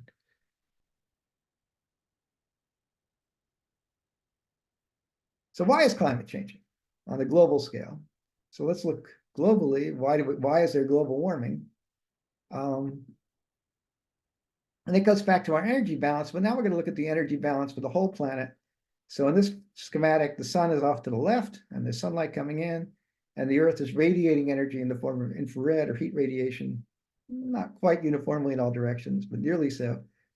And that's the balance. Incoming energy has to balance outgoing energy for the climate to be in balance. And you can do this calculation. This is something you could do at a freshman physics course, and you can get a global temperature. It's called the equivalent temperature. And it sets the global temperature for any planet, but it's not the global temperature we experience on the surface. It's the temperature you would measure if you were on Mars with an infrared telescope and monitoring the Earth's temperature from someplace outside the Earth. And the difference between that equivalent temperature, or that astronomer's mean temperature, and what we experience on the surface is, in fact, the greenhouse effect. So here's a schematic. It shows energy flows in the Earth system. Sunlight comes in. Some gets absorbed in the atmosphere, but not very much. Most sunlight is either reflected by bright surfaces on the surface, like snow and ice, or by clouds in the atmosphere. But the primary place that sunlight is absorbed in the Earth system is at Earth's surface. And that warms the surface, and the Earth's surface gives off infrared radiation, as these red arrows. But the key thing is that infrared radiation does not just make it out to space unimpeded. It's absorbed by some gases in the atmosphere, heat-trapping gases, or also called greenhouse gases. We'll come back to which those are in a minute. And those greenhouse gases, the atmosphere is warm and emits some energy downward and emits some energy to space. An interesting, and why do I have Gustav Kirchhoff's picture here? Kirchhoff was the first pointed out in a very general way that the ability of the atmosphere to absorb energy, or any gas to absorb energy, is directly proportional to its ability to emit energy. So absorbers are emitters. So heat-trapping gases, greenhouse gases, are also heat-emitting gases. They're infrared-emitting gases, and that produces this downward flow of energy. And one way to think about it is that downward flow of energy from the atmosphere, that is the greenhouse effect. If you are on an average place on the Earth and an average day, average hour of an averaging day, there is actually more energy reaching the top of your head coming down from the atmosphere as infrared radiation from the atmosphere than there is sunlight coming from the sun, averaged over geography and time of year and time of day. So this arrow is really, really important. And the consequence of that arrow is that gives us Earth's temperature at the surface. If we didn't have an atmosphere, if we didn't have greenhouse gases, sorry, we could still have an atmosphere. If we didn't have these heat-trapping gases, the infrared radiation escaped directly from the surface of space, the average temperature of the Earth would be about -2 degrees Fahrenheit. And that, of course, there wouldn't be any trees or buildings. So without the natural greenhouse effect, Earth would be much too cold to support life, except maybe in a few special places, which is an interesting question for extraterrestrial life, but really not the question for today. With our natural greenhouse effect, and those greenhouse gases are water vapor, carbon dioxide, methane, et cetera, all of which occur naturally in the atmosphere, certainly water vapor in particular. That's what brings the surface of the Earth to be, this -2 degrees Fahrenheit is the equivalent temperature an astronomer sees outside the Earth. This is the average temperature roughly of the surface of the Earth, and this makes Earth habitable. So the greenhouse effect is really important, and it's a physical thing, and it's well known, and we wouldn't be here if it weren't there. So the greenhouse effect is not controversial. And, Kirchhoff was the 19th century physicist, also not controversial. So none of this is controversial. This is not new science. So here's an example of the greenhouse effect, and to pose you guys a question again, what have I shown here? This is again from the State Climate Office. You can make these graphs yourself. It's fun. The very variable curve, which has spikes during the day, is top of the hour solar radiation. And it's in units of watts per meter squared. Just so you know, so that's what these spiky curves are. And of course, because of solar radiation, there isn't any at nighttime. So it flattens out and goes to 0 at night. So that's your diurnal cycle. Do solar panels contribute to warming by absorbing infrared? I'll get back to that one. And then the top of the hour daytime temperature The actual temperature, again, hourly, is the red curve. And again, we're looking at a month of data. So I guess the question is, do you see a relationship between the peak of solar radiation during the day and the trough, the low of the overnight minimum, the following, and this is, by the way, this is a very typical sawtooth pattern. Temperatures cool during the night to a minimum just around dawn and then rise when the sun comes up. So is there a relationship between the peak daytime solar radiation and the following overnight low in general? And what, if anything, does that have to do with the greenhouse effect? So that's a question for you all. And then the question about solar panels. Solar panels contribute to warming by absorbing, well, they're dark, so they probably, well, I don't know how dark they are in the infrared. They're probably pretty black in the infrared, but so is bare ground. So they actually don't absorb more infrared radiation than a typical surface. They have certainly absorbed more sunlight, which is why they're dark when you look at them. And they do locally heat things up. When you do the calculations, solar farms have a very, very small effect on the microclimate. They do have a measurable effect, but very, very tiny.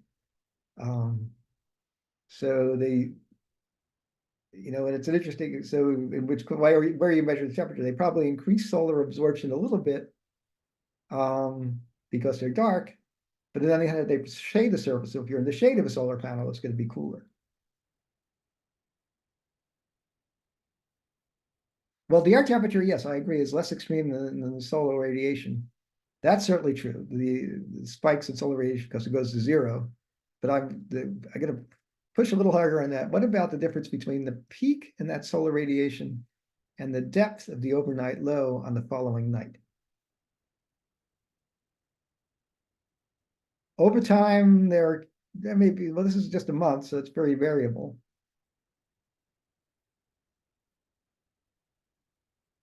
I think Eric is on the right track here. So I won't belabor this point. If in general, it doesn't work every day, but the days where the daytime, I should have broken the question down. What it's telling you, if the daytime solar radiation high, is it was relatively cloud-free. It was relatively clear conditions. On relatively clear conditions, assuming the clear conditions persist into the night, the clouds have their own heat trapping or greenhouse effect. So I think everyone knows this, clear nights are colder. So what you're seeing assuming the clear conditions persist from one day to the following night, is if it's clear during the day and cloud-free, then you get very strong overnight cooling. How does that overnight cooling happen? That overnight cooling happens by the surface in the lower atmosphere, near surface atmosphere, giving off infrared radiation, cooling to space. You probably all heard that expression, cooling to space. So the cooling to space of the surface that gives you a deep overnight low, a cold overnight low, is strongest when it's less cloudy, and it's less cloudy, and that less cloudiness. And unfortunately, these stations don't report cloud cover, so I couldn't use that. We're using as a proxy for low cloud cover the fact that the daytime solar radiation was high. Does that make sense? So that's actually an example of the greenhouse effect that's associated with clouds.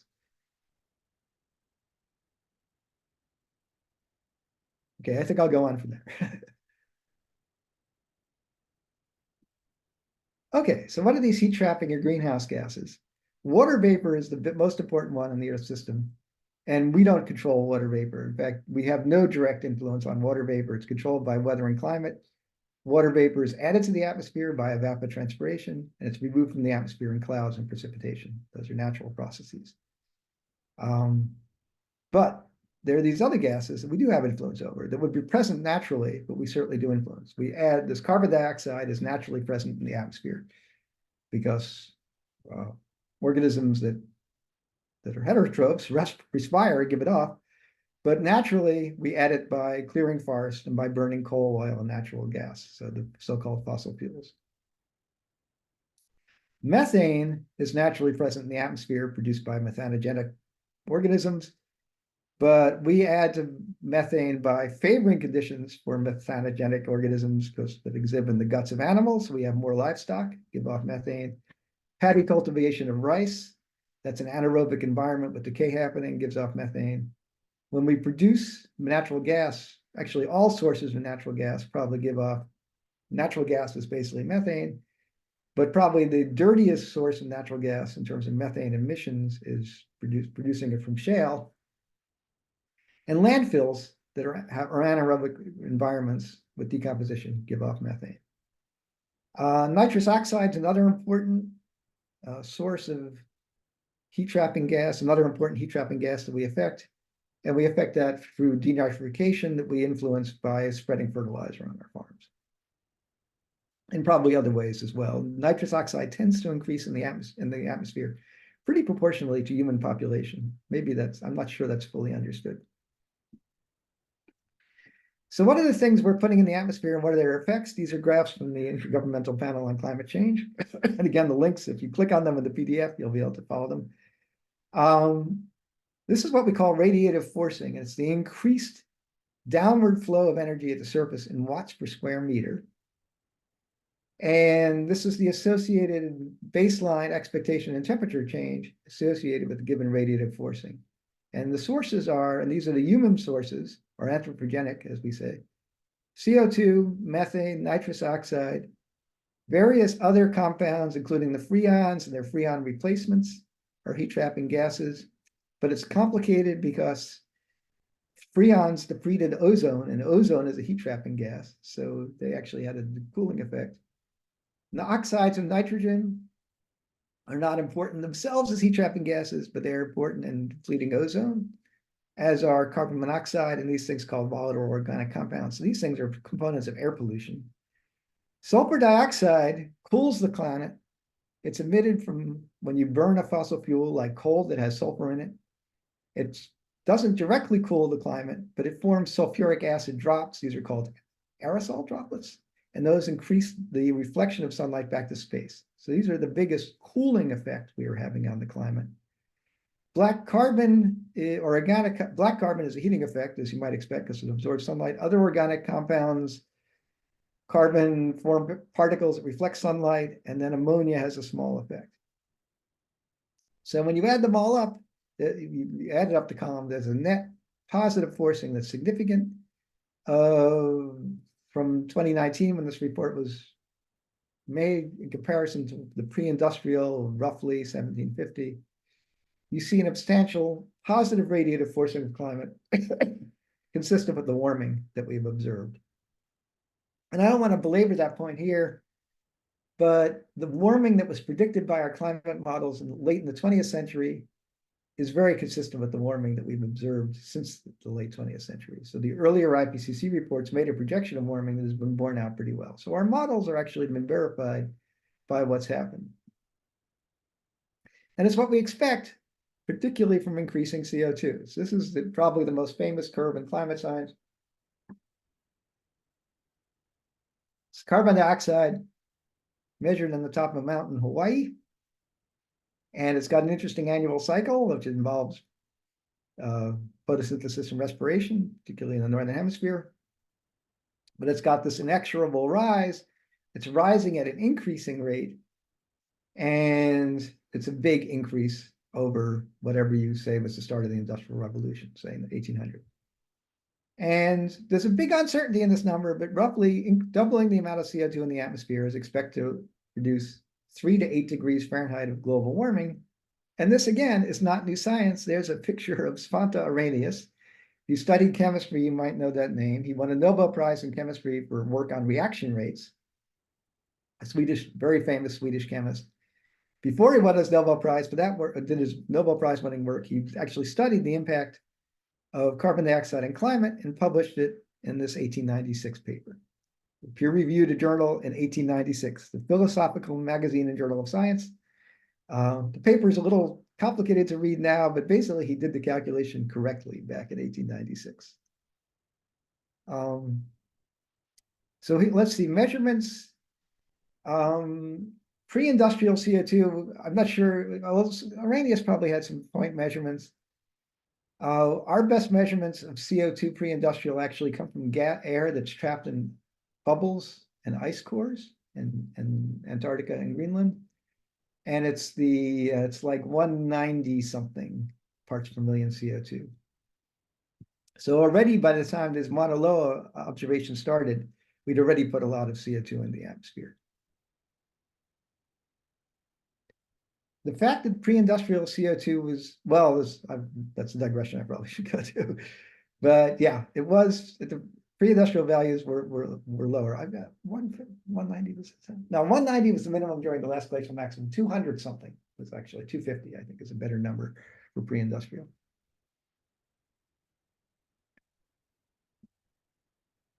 So it turns out, even though our models have uncertainties in them, when we go forward in time, this is a projection from the of global temperature from the IPCC, and this is a projection of temperatures going forward from the North Carolina Climate Science Report.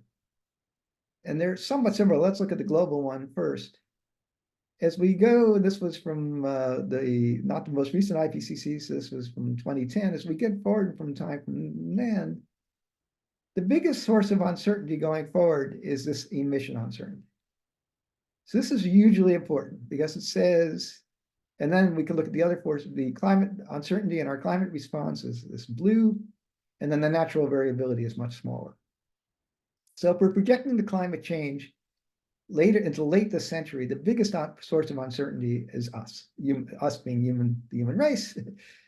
How much heat trapping gases are human beings going to put into the atmosphere? And this is two extreme scenarios, one in which we just keep burning and burning and putting stuff in the atmosphere, and one in which we start to seriously mitigate our impact on the climate. And the difference of a global average warming of, well, I don't think we're no longer possible to get here actually, but a difference between the degree Celsius of warming and 4.5 degrees is huge for life on this planet. And what this graph tells us, sure, there's lots of uncertainty due to our models, that's this blue, but this thing that looks like the bell of the sousaphone, that is human beings and what we choose. There's a choice there. So there's human agency represented in this graph, and it's very, very substantial. So that's either good news or bad news. It's bad news because we could just keep burning and really cook the planet.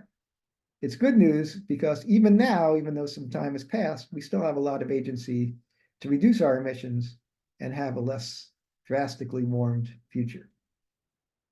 And that is the biggest, we could talk about scientific uncertainty, problems with our models. We could talk about all that stuff people like me like to worry about, but it's really the part that, as a climate scientist, I'm not an expert in, what humans are going to do that are going to make the biggest difference.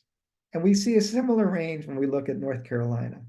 This is a baseline period from 1970 to 2013, and this is a higher emission scenario and a lower one. So the amount of warming as we get late into the century is there's a big range due to natural variability and the uncertainty in our models, but there's a big difference for the outcome here, just like for the globe, that's due to what our future emissions are. So these are representative concentration pathways, which are storylines about what future emissions would be. This is a higher one, this is a lower one. They didn't actually include for the State Climate Science Report the lowest one. So does climate change matter? And the claim from the Intergovernmental Panel on Climate Change associated with the United Nations Framework Convention on Climate Change is that we should avoid dangerous human interference with the climate system, and that 2 degrees Celsius global warming represents dangerous interference. And in fact, that's been modified downwards 1.5 degrees. The question is, why? Why should that matter? Given that we look at again at one of these temperature records, temperature can swing 10 times that much in a few days. We're going to swing 10 times that much in one day. So does climate change matter? So what do you think?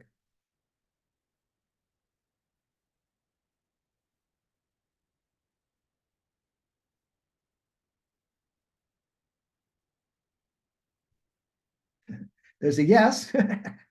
How about a yes and a why? I mean, you know what I think, but why does it matter? Getting yeses. The oceans. I'll come back to that. Yes.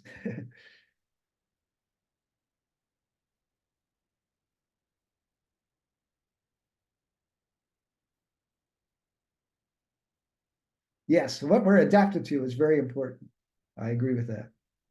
rising sea levels and severe weather events, which we'll also get to. I'm not going to talk so much about sea level because this is supposed to be a Piedmont talk. But yes, sea level is important for North Carolina.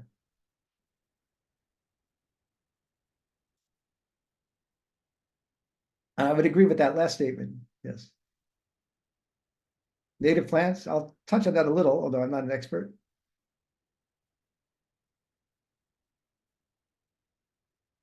Okay, well, I'm guessing in terms of thinking it matters. I'm not talking to a necessarily random cross-section of Americans here. Yes, storms. A couple of you have mentioned storms and biodiversity. So let's dig into that a little bit. So, impacts on nature.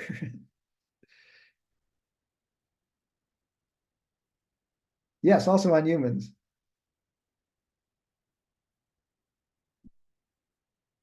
So I'm not an expert on, oops, I didn't want to hit reply there, but I'm not an expert on biology, but this was something I came across. I won't bore you with the anecdote of why, but this idea of species viability, and this actually had to do with work related to how species get listed for the Endangered Species Act in the United States. And this idea of the three R's, representation, resiliency, and redundancy. And representation and redundancy are a little related. This is representation is diversity in environments in which a given organism lives, and how much genetic diversity there is in its population and within and among populations. Resiliency is the ability of a species to withstand disturbances to its environment. And the more, of course, it increases if there's more of them and they grow rapidly and if the different populations are connected. And redundancy is there's multiple populations and the risk of extinction or extirpation can be mitigated by having redundancy in the species population. So this is a good way to think, I think a useful framework, and it's the one used by Fish and Wildlife when they're doing species listings. So representation, if we remove subpopulations or subpopulation is poorly adapted to new conditions that are poorly adapted to new conditions removed, we reduce representation. And the environmental diversity gets removed as some of those environments cross the threshold where the species can still live. Resiliency gets back to the severe storms and extreme events because climate change, and I'll come to this and spend a little time on this, increases the strength of the stochastic disturbances. And the redundancy is reduced if range contracts. The other thing, which is someone else can talk about, who's more expert, but climate change does not happen in isolation with other things that we're doing to natural environment. We're destroying habitat, we're introducing invasive species, we're polluting our environment, we mismanage our environment, for example, in terms of things like fire. All these things intersect with climate change and the impact on the natural world. So climate change would be less destructive if it were happening in isolation, although it would still be a problem. And it's more destructive happening and intersecting with these other things.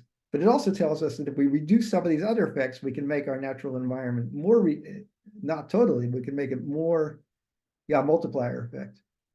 We can make our natural environments, ecosystems, more resilient to climate change if we don't destroy their habitat, don't introduce invasive species, don't mismanage for fire and so on.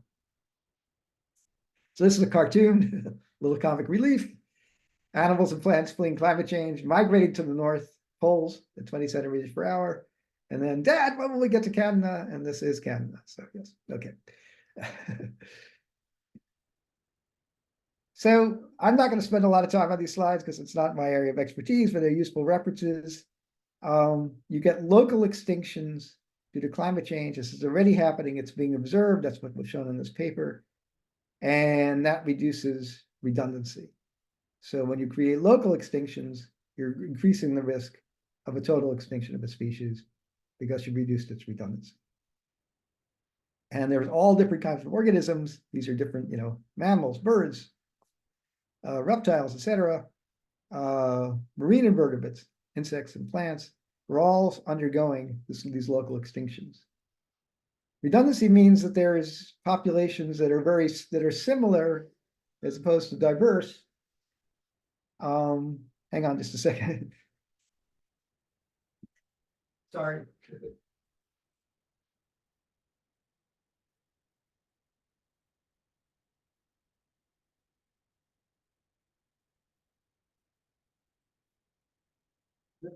I just let someone in for the delivery.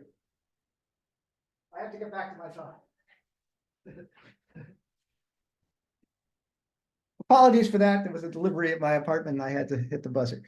Redundancy. So redundancy means that there are populations, I guess, with similar diversity amongst them, that if one gets wiped out, there's another one. It's just like if you have redundancy is like a spare tire for preventing extinction of a species, to my understanding. Again, I'm not a biologist. Another effect, of course, is phenology, the advance of spring. But organisms use different clues for their seasonal behavior. So if an insect migrates earlier because it's temperature dependent, but the plants it needs to eat are sunlight dependent. We're not changing the astronomy, so the day length isn't changing. Then there are these phenological mismatches that occur. And so migratory species can be at risk if they arrive at the wrong time. The thing I think that is most important is that extremes increase with climate change. And these are temperature extremes and hydrologic extremes. Hurricane Florence is an example. And these changes arise from both some statistical effects, which I'll get to, and the fundamental physics of how the climate works. So you can think of it, temperatures have thresholds by which temperatures which they can't survive in. So if you cross those thresholds, that's actually true for people as well. We can suffer heat exhaustion, heat stroke. You cross that threshold, you can remove a species from an environment. Similarly, if it's very dry and it's an aquatic species and the stream dries up, obviously the species can't live there anymore. Organism can't live there anymore. So the extremes are really where the rubber hits the road with climate change. So we talk about this global temperature number, 1.5 degrees Celsius, but the key is what it's doing to the extreme and the extremes that affect us directly and affect other living things. So I like to use this metaphor. You can think of the weather as being very variable. It's almost day to day like rolling the dice, although we do have some predictability. And so you don't know when you roll the dice what you're going to get if the dice are honest.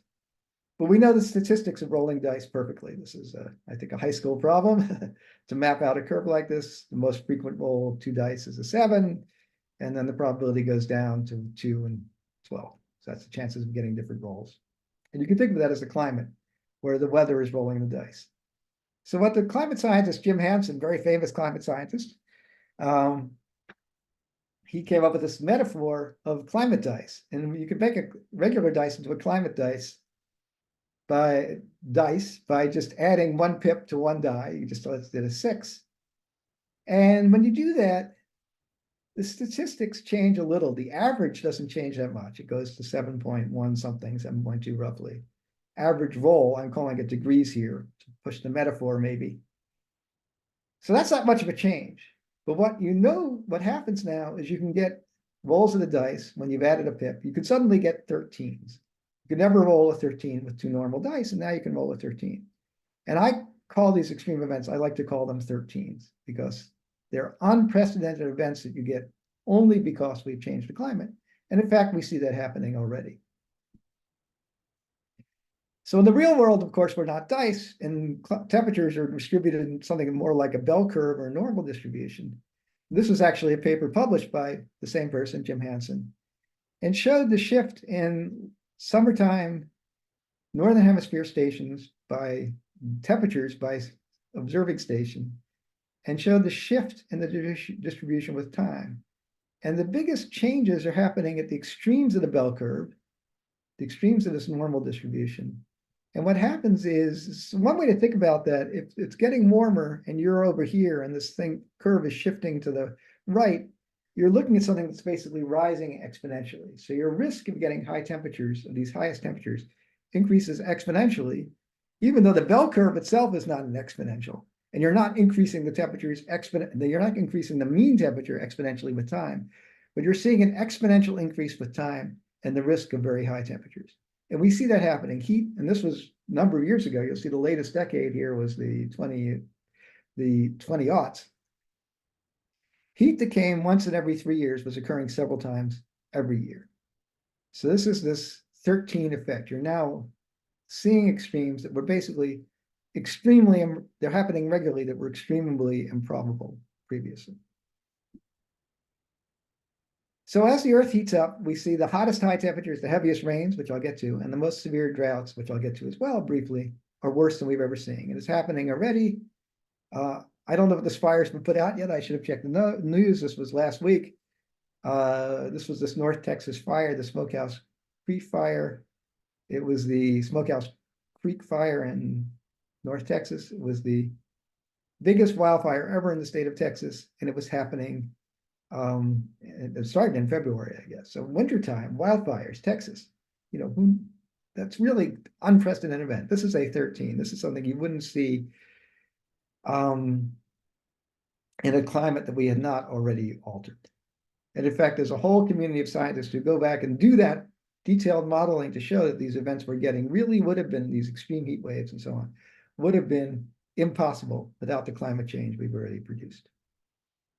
And even when you look at the globe, this is from the European Center for Medium Range Weather Forecasting, EU operation, the Copernicus Climate Center, named after Nikolai Copernicus. And this is last year when they issued this report. This is the average temperature of the ocean surface. And every one of these, there's an interesting cycle over the year, and these are different years, and it's getting more and more time. And here's last year. And the curve is completely, here's this cloud of trajectories of temperature over a year. And these are averages, or degrees Celsius. And here's last year. It's shot way above. It's completely outside the previous variability.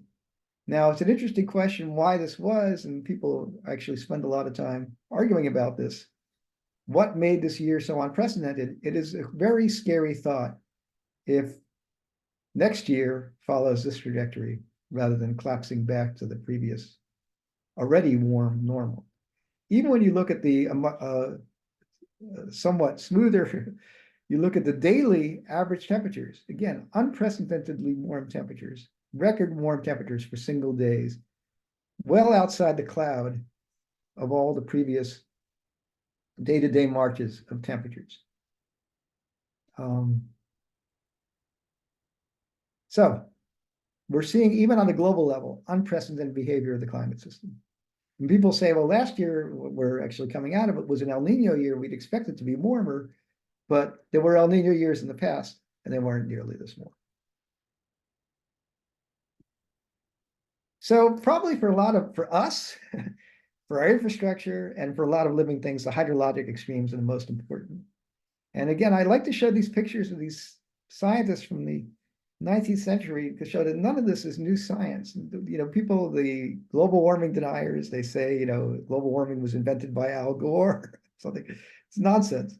This is all well-established science. And Clausius-Clapeyron came up with the Clausius-Clapeyron relation, which is the vapor pressure of a gas, a vapor, over a liquid in which it is with which it is in equilibrium. So the equilibrium vapor pressure, and this is for water, and it's in funny units in millimeters mercury, but the point is it rises rapidly with temperature. It is an exponential dependence. So you get a 4% increase in the saturation vapor pressure of water for every degree of Fahrenheit of warming, and that has two really important implications in the context of climate change. I'll get to that question in just a minute. It means the heaviest rains you can get are going to be heavier because air, as we say, holds more water vapor when it's warmer. And then when the air is dry, it's demanding, trying to take more water from the underlying water vapor from the underlying surface. So you get more intense drying and drought when temperatures are higher. And these are both associated, they're exponential dependencies dependencies associated with the Clausius-Clapeyron equation. I would say the jet fuel that's dumped in the ocean probably has a direct toxicity effect, but probably not a temperature effect. In places near airports where a lot is being dumped, I would be very concerned about its direct effect of those hydrocarbons on ecosystems. So we expect to see increase in heavy rain. Rain is an extremely noisy variable when you observe it, but we're seeing these trends. Percentage change, the amount of rain that falls in the heaviest events by decade. And again, this ended in 2010. Number of days with precipitation, again, with the southeast above 3 inches is increasing by decade. It's noisy because these are relatively rare events. And when you look at where the frequency of occurrence at stations, some are increasing, some are decreasing, but there are many more red dots than blue dots. So overall, there's an increase in extreme rains that we can observe. That we expect to observe in a warming climate. Oops. Our hurricanes are producing more rain, as are other storms. Ken Kunkel is a climate scientist who's actually at NC State, although he's based up in Asheville, not at Raleigh. Has done this very interesting work, published a few years ago. And all different types of storms are producing heavier rain over time. And I won't go into the details of the different types of storms, but among them are tropical cyclones or hurricanes. Hurricane Farge was one of the most important storms or biggest storms in total volume of rain produced. The record breaker, and this is for the continental United States now I'm referring to, the record breaker in terms of volume of water dumped on the ground was Hurricane Harvey in Texas. And these other storms have different sources. Something's called atmospheric rivers, you may have heard of, mid-latitude cyclones, northeasters, et cetera. All are producing heavier and heavier precipitation over time. But particularly, there's a concern with our tropical cyclones producing more precipitation over time. And that's a direct effect of those tropical cyclones scooping up moisture from a warmer ocean, and this Clausius-Clapeyron effect coming into play. Cloudbursts are getting stronger and expected to get stronger. Mike is a student who just finished his PhD with me at NC State. Did this modeling. We took this storm that was sort of a nuisance flooding storm in 2016. It was a pretty impressive storm. If you were around, it raised Crabtree Creek, which of course is a very impermeable watershed, 14 feet within minutes. Did a lot of damage to the greenway of Crabtree Creek, and there was flood damage along Walnut Creek. And this was the one you may remember, cars were sort of floating around in the parking garage of Crabtree Mall. But it was not, there were no fatalities. There were a few injuries. There was flood damage, people who live in places along the Walnut Creek watershed in South Raleigh. What he did is he did a model study of what the storm would look like in the future. And you get a stronger effect than you'd expect just from the Clausius-Clapeyron effect, a 6% increase in the heaviest rain per degree Fahrenheit warming, 6%. 6% increase in heaviest rain per degree Fahrenheit warming. And that comes from the fact that when there's more water vapor in the atmosphere, the release of that heat as latent heat, as a condensation occurs, makes the motion of the storm itself and its updraft stronger. And that makes the rains heavier still. And that's a schematic shown on the lower right. And as a result, there's a famous atmospheric scientist who said that global warming should really be called global fueling, because we put more water vapor in the atmosphere.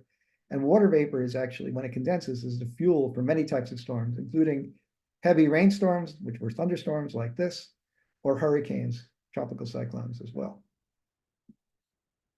On the other end, we have drought and fire, and the demand of the atmosphere for water increases exponentially with temperature, again, due to this Clausius-Clapeyron effect, 19th century science. And this occurs to drying, and when you dry out the landscape, you increase your fire risk.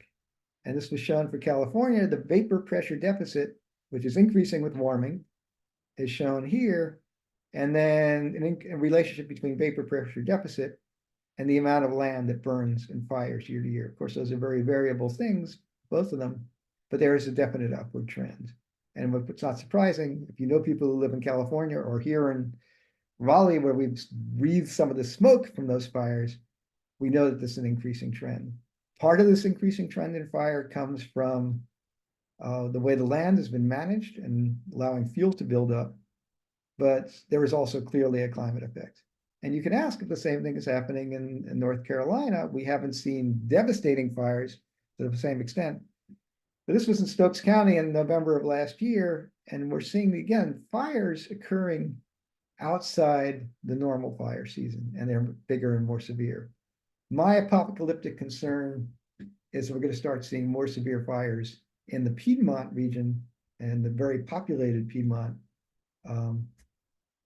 because being in a populated areas, my friends who live outside of Boulder, Colorado will tell you, does not prevent you from experiencing, or people who live in Hawaii will tell you, does not prevent fire from coming through your area if conditions are conducive.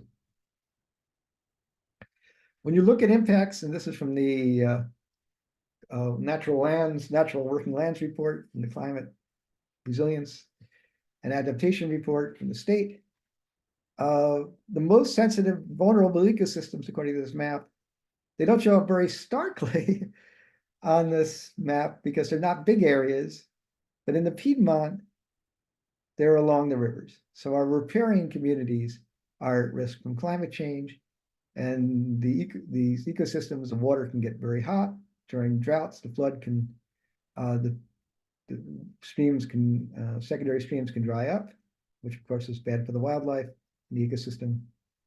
And finally, when you get really heavy rains, these streams and rivers, streams in particular, get scoured, and the organisms just get removed. So excessive floods can be an issue for them, as well as drying and heat. So the last thing I'll wrap up with, and this again is from the North Carolina Natural Working Lands Action Plan, is what we can contribute, natural systems can contribute to our solution in North Carolina. And one thing which is a little surprising to people, given the climate change is clearly a global problem, is if you do the calculation, and those are the references, North Carolina, just North Carolina, produces 0.4% of the global emissions of heat trapping gases. So we are 0.14% of Earth's population when I did this calculation. We are contributing, we're punching in a bad way well above our weight and our impact on the climate system. So 1 part in 244 of emissions, 1 part in 738 of our population relative to the globe. And this is not a particular rap on North Carolina. Yes, it's true of anybody in the United States. We are affluent and we burn a lot of energy, and we are profligate in our use of energy. So you could do the same thing for any state in the United States, and you would get a similar overproduction of heat trapping gases. But we're in North Carolina, so I use North Carolina as an example. So what we do here actually matters. And it turns out that our land is already mitigating a substantial fraction of our emissions. Our total gross emissions are 150 million metric tons of CO2 equivalent. And yes, we can get to that. Yes, our diet is certainly a factor. But we actually are offsetting a substantial fraction. Not enough, obviously. Our net emissions are still very large, but they would be a lot larger if we didn't have the landscape doing this work for us. So that argues that, to me, that one of the things we should obviously reduce our emissions. We need a clean energy economy. We need to reduce our emissions from agriculture, which a lot of that involves changing our diet. But we could also do more with our natural landscape. So there's lots of opportunities in North Carolina, but most of the natural lands or land cover is in private ownership. So it's not just going to be how we manage our parks. It's yes, even when we burn a lot of, well, coal is slowly being phased out. It hasn't been phased out completely, but we burn a lot of natural gas, including on NC State's campus. We burn natural gas to make energy. So there's lots to be done on the electricity sector and the energy generation sector. Yeah, I should probably go back to the slide because I just glossed over it. Oh. Yeah, electricity is huge. These may not be the latest year Transportation is huge. We like to drive our cars. Agriculture is important, etc. But electricity is the biggest. Yes, so losing wetlands is very bad for climate change. It's bad for the things that live in the wetlands, but it's very bad for climate change. So coming up with policies or incentives to encourage private landowners to manage their lands so as to remove heat trapping gases from the atmosphere can make a big difference, particularly in North Carolina, because I'm living in the Netherlands right now for a few months, and there's not a lot of natural land here, open land to be managed, but North Carolina, there's a heck of a lot still. And you drive around the state, you see that, and most of that is privately owned. Okay, I'll get to that in the, yeah, so yes, and there are a couple of interesting points there about nuclear reactors, and I'll come back to them. So this is again from the Natural Working Lands report. These are forests that can be protected, that may not be if they're privately held. We could have a conversation about wood pellets if we want. This privately held forest land that's been cut down.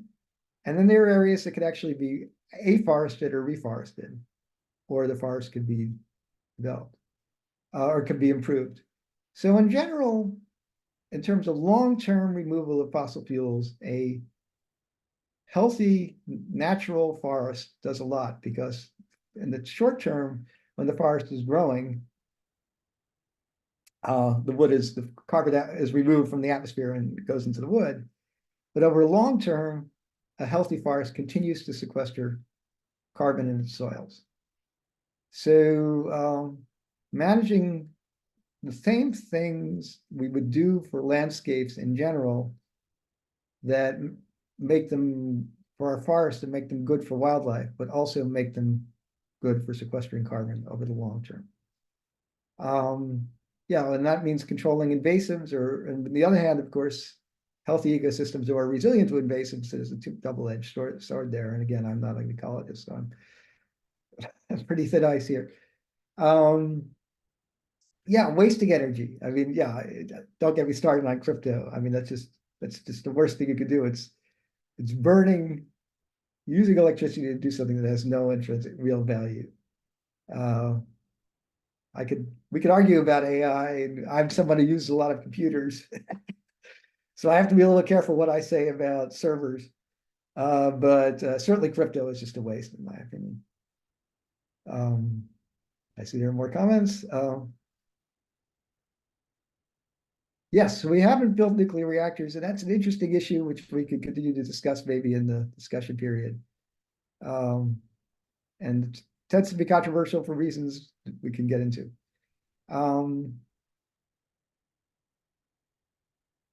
Okay, so that was really all I had, and I'll come back to some things about nuclear power and so on.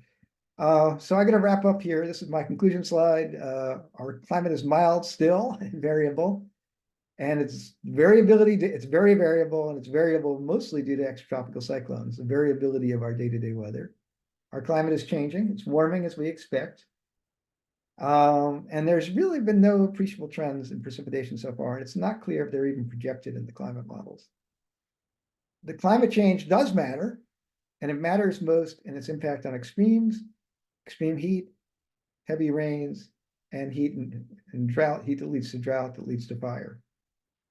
And even our single state of North Carolina, with its population of whatever 12 million people, does matter for climate change.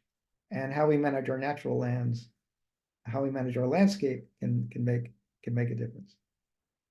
So I see there's some conversation in the chat. And at this point, I'd be perfectly okay with people to unmute. Nuclear power is really interesting. I'll just say this about nuclear power. So nuclear power,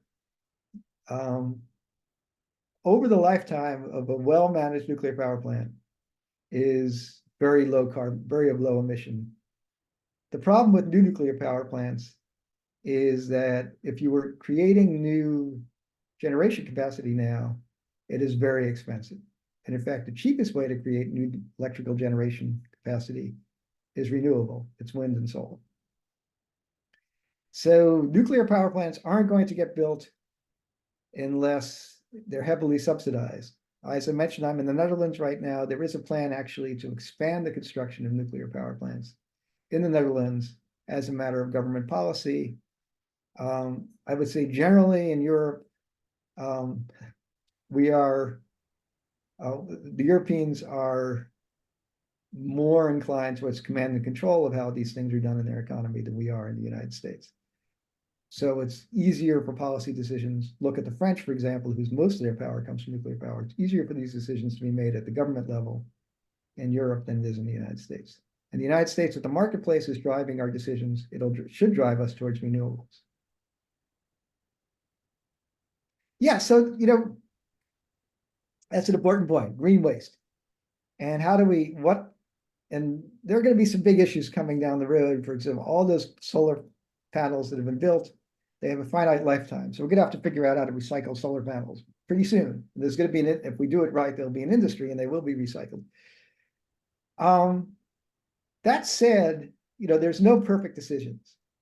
So there's no perfect form of energy, but there are some that are obviously worse and obviously better. And we have to accept those trade-offs. We have to be kind of grown-ups about it. And then say, well, some people don't like to look at wind turbines either, right? But do they want to look at a wind turbine, or do they want to deal with the consequences of that same amount of energy is generated by a coal-burning power plant, for example? So it's all about trade-offs, and it's not about one magic bullet solution. It's about making the best choice, doing all the best things. Every time you have a choice, doing the better thing rather than the worst thing. And that includes, not burning electricity to make crypto. It means preserving our existing nuclear power plants and maintaining them so they continue to, because now, like Sharon Harris is very, very essentially a zero emission operation. It's about managing our natural lands better. It's about supporting mass transit. It's all these things. It's not just one or the other. It's doing them all at once. I'm going to stop sharing also, so maybe we can have a more, let's see, how do I do escape? Yeah. So then we can have a bit more of a conversation. Yes. So nuclear comes out way ahead. The worst form of energy in terms of health for the miners and for the air pollution is burning coal. Nothing is as bad as burning coal.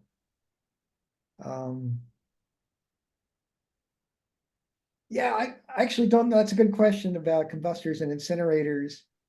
If you're going to have to burn something anyway, recovering some of that energy seems like a good idea.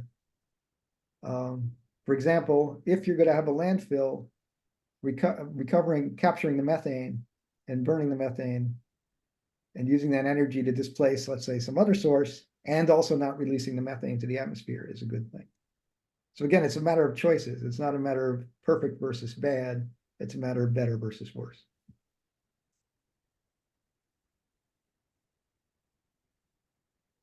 Negative effect of the production of glass for solar panels. Yeah, I mean, so when you create a new clean energy source, there are costs to the environment. There are social justice costs. I mean, what are the conditions of the miners and definitely the global south who are pulling the things we need out of the ground? That's a real cost as well that presumably could be handled better, But if the trade-off is burning coal or natural gas, it's clear which is better and which is worse. And the negative effects, there's no reason we couldn't have pretty much a circular economy for things like wind turbines and solar panels, but they have to be designed in such a way, which hasn't really been done yet because there hasn't been the pressure to do so. They haven't been designed in such a way to ensure that the components can be recycled. Yes, the one time, although that manure was, people picked up that manure and took it off to the vegetable farms in New Jersey, so it was actually put to use. Maybe not the best, not the job you want necessarily. Yeah, sewage systems attempt to release methane, which should be in which can be captured, and there are systems to do that. You know what? It gets interesting. For example, I imagine that most of the people on this call are not big fans of hog farms. And right now, those lagoons, as they're called for hog farms, just release methane into the atmosphere as well as ammonia and other nasty stuff. There are plans to capture that methane, but then the problem is if you develop the infrastructure to capture the methane, are you essentially guaranteeing that those hog farms remain in use in perpetuity? And so people who live near the hog farms would prefer not to have the methane gathered, would prefer to just see the hog farm go away. Right now, I've seen studies showing that a plug-in hybrid is actually better than a pure electric. That will change as we shift towards more universally green generation of electricity. And the best of all worlds, where we hope we're heading, is a place where electricity is being generated without releasing fossil fuels, without releasing CO2 or heat trapping gases. And then the electric car will be the best bet.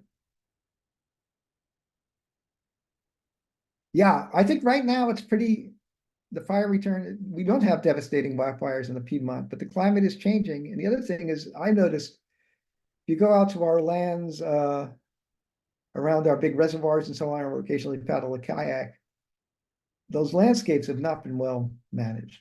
The fuel loads, you can just look at them and see huge fuel loads. So if they were to dry out, they are very vulnerable to fire. And we haven't had catastrophic fires in the Piedmont, but that doesn't mean they didn't used to have catastrophic fires in California either. So with climate change, if you get a drought year, I would be worried. I didn't know that about the 60s blackout.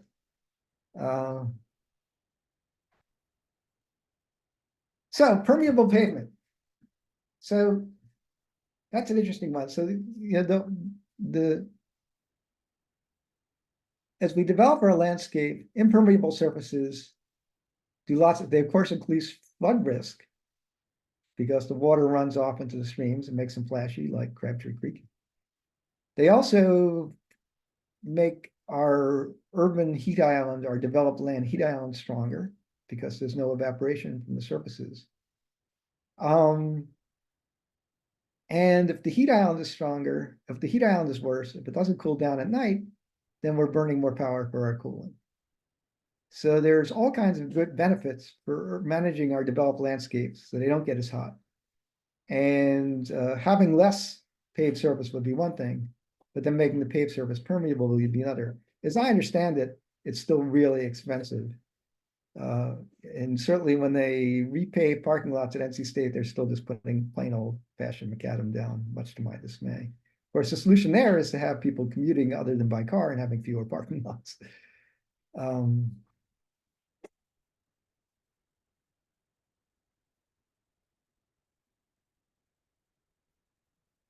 I think it's both what we're eating and how we're producing it. You know, there's a book, and I'm blanking. I should have put it on my list, but you could Google it. It's called Not the End of the World.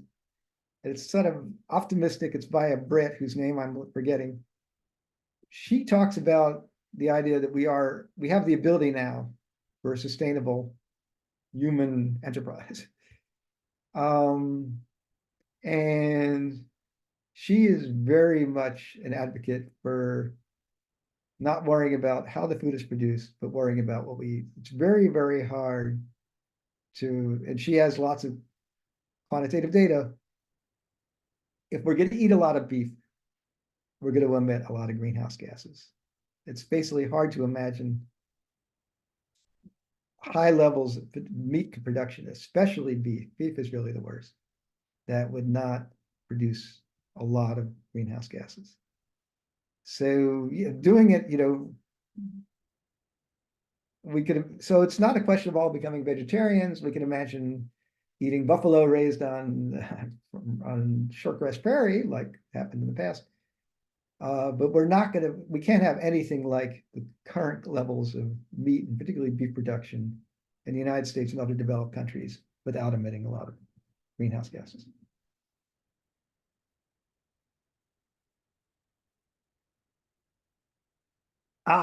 Future, there are a lot of comments here which are interesting. And yeah, there are lots of things that can be done in agriculture. And thank you, Hannah Ritchie. And I don't agree with everything in that book, but it is very provocative and worth reading. Home landscaping. So yeah, there's a lot of things, I've actually given climate change talks for master gardeners as opposed to master naturalists. There are lots of things we could do in the landscaping. One is we can have our landscapes, we can put solar panels on our houses, of course, and sometimes that's economical, sometimes not. We can plant to reduce in North Carolina, we're mostly worried about cooling. So we can plant so as to make our houses get less hot, so we don't cool as much and reduce our power. We can certainly plant to reduce runoff. We can manage our landscape to deal with the fact that, and I see this happening in my own small yard in Raleigh, that heavy runoff and heavy rains is getting worse. So rain gardens and what we plant and planting, we're expecting increased extreme rains is a good idea. And that's also good. We should do that when we're planting our garden for the sake of the garden, because if we don't, we're going to come out one day and see our garden washed away. Okay. Yes, the cycles. I love that question. Cycles question. So I'm not going to respond to sharing again. There are a couple of well-known cycles in climate. Of course, one is the glacial interglacial cycle. There were ice ages, and that's pretty well understood. Those sorts of orbital changes in the climate are not the courses of current climate warming. In fact, it was just orbital changes, the ones that produced the so-called Milankovitch cycles that produced the ice ages over geologic time, that actually should be getting cooler now, not warmer. There are sunspot cycles. Some people really like the 11-year sunspot cycle. That has a measurable effect on how much solar radiation reaches the Earth. It's tiny, and you can plot. You can go online and do your research yourself. You can plot the solar irradiance, as it's called, which has a nice 11-year cycle. It's a little noisy, but it's 11-year cycle. We're in a peak right now, and you can plot that against the temperature record, and the two are effectively unrelated. You can, if people have done a lot of work with very careful statistical analysis, you can pull out a solar cycle influence on Earth's temperature, but it's very hard to do, and it's very small. So the other thing is, you could do the reverse. No one can produce a simulation, a physical or mathematical or computer model of climate that can reproduce our recent warming without putting in increasing greenhouse gases. It's sort of a argument by negation, I guess. But it's completely impossible to explain our warming since 1970 without invoking the well understood heat trapping effect of the greenhouse gases we're putting in the atmosphere. So it's, I don't know if people follow the Nobel Prize. A guy named Suki Manabe was one of the winners of the Nobel Prize in Physics in 2022, and he was one of the early climate modelers. And a lot of climate models have advanced since then, but the climate models he developed in the 1960s and early 70s projected the warming we've seen so far with good accuracy, and it's really pretty well understood. Yes, I agree with Travis. I have friends who live in lovely houses set back in the woods where they have pine trees, where the boughs of the trees are brushing their roofs. And in Colorado, people know that's not survivable anymore. Or in California, that's not survivable anymore. I don't think it's survivable anymore in North Carolina. I would like to, actually, our insurance companies should be sending their people out and saying, hey, if you want to keep your rates low for your homeowner's insurance, you should have a clearing around your house. I think we haven't seen those kind of fires where we've lost a lot of dwellings yet in the central Piedmont. But as I said, my apocalyptic prediction is we are going to see them. And then we could easily be in a situation like California where the insurance companies don't say we're going to enforce fire safe management of our landscape. They'll just say, we're not going to insure you anymore. Just like is happening in California due to wildfires and in Florida due to tropical storms. Yes. Yeah, there's lots of reasons not to have pine trees right up against your house. But fire is the one that comes to my mind.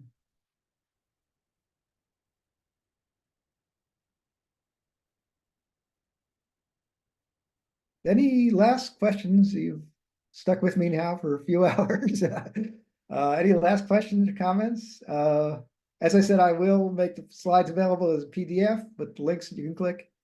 And you all have my email, and I'm always happy to answer questions. There was the optimism question. So I teach a course for freshmen at NC State on climate change. And I asked them, are they optimistic or pessimistic? And I asked them in the beginning of the class, and I had them at the end of the semester. And they are more pessimistic when they hear about what's happening, and they become more optimistic when they hear about solutions. So the thing I like about the Not the End of the World book is it gives people a basis for, I think optimism is a wrong word. People can only operate out of hope. If we despair, then game over, right? We just give up. So we have to be hopeful that and there are some good news, and I'll just close with this. There was a really interesting paper out of Oxford by some very smart people who do things that I don't fully understand. And they pointed out that every step of the way over the recent decades, the cost of the clean energy transition, cost of solar panels, cost of batteries, et cetera, have been wildly overestimated. The cost of wind turbines. The costs have come down much, much faster than people anticipated. So if you map that onto some needed continuing technology like electricity storage, like production of green hydrogen, which we need if we're going to electrify airplanes, because we can't put batteries, we can't fly airplanes with batteries. Then we can be really optimistic about the technological transition happening faster and more cheaply than supposedly smart people like the International Energy Agency have projected so far. There's a picture some of you may have seen that shows turn of the 20th century New York City, I think Fifth Avenue, and then a place a couple of decades later. It's the same street scene, and it shows the transition from horse-drawn vehicles to automobiles. And that transition happened incredibly quickly.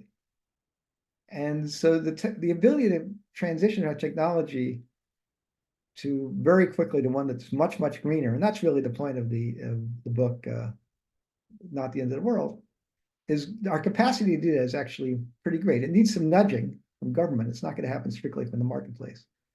But with the appropriate nudging from government, there's a lot that can be done very, very quickly. So that would be a basis for maybe not being optimistic, but at least hopeful. But that said, we've baked in so much climate change into the system. We're going to have to deal with some very severe consequences over the current decade, coming decades, even if we do reduce our emissions as rapidly as we can.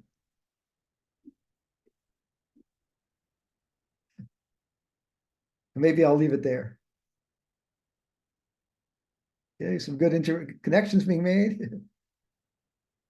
And as I said, great to see everyone. Thanks for coming today, and happy to answer questions. And I'll get with Matt about how the slides can be shared. Great. Thank you so much, Walt. Yep.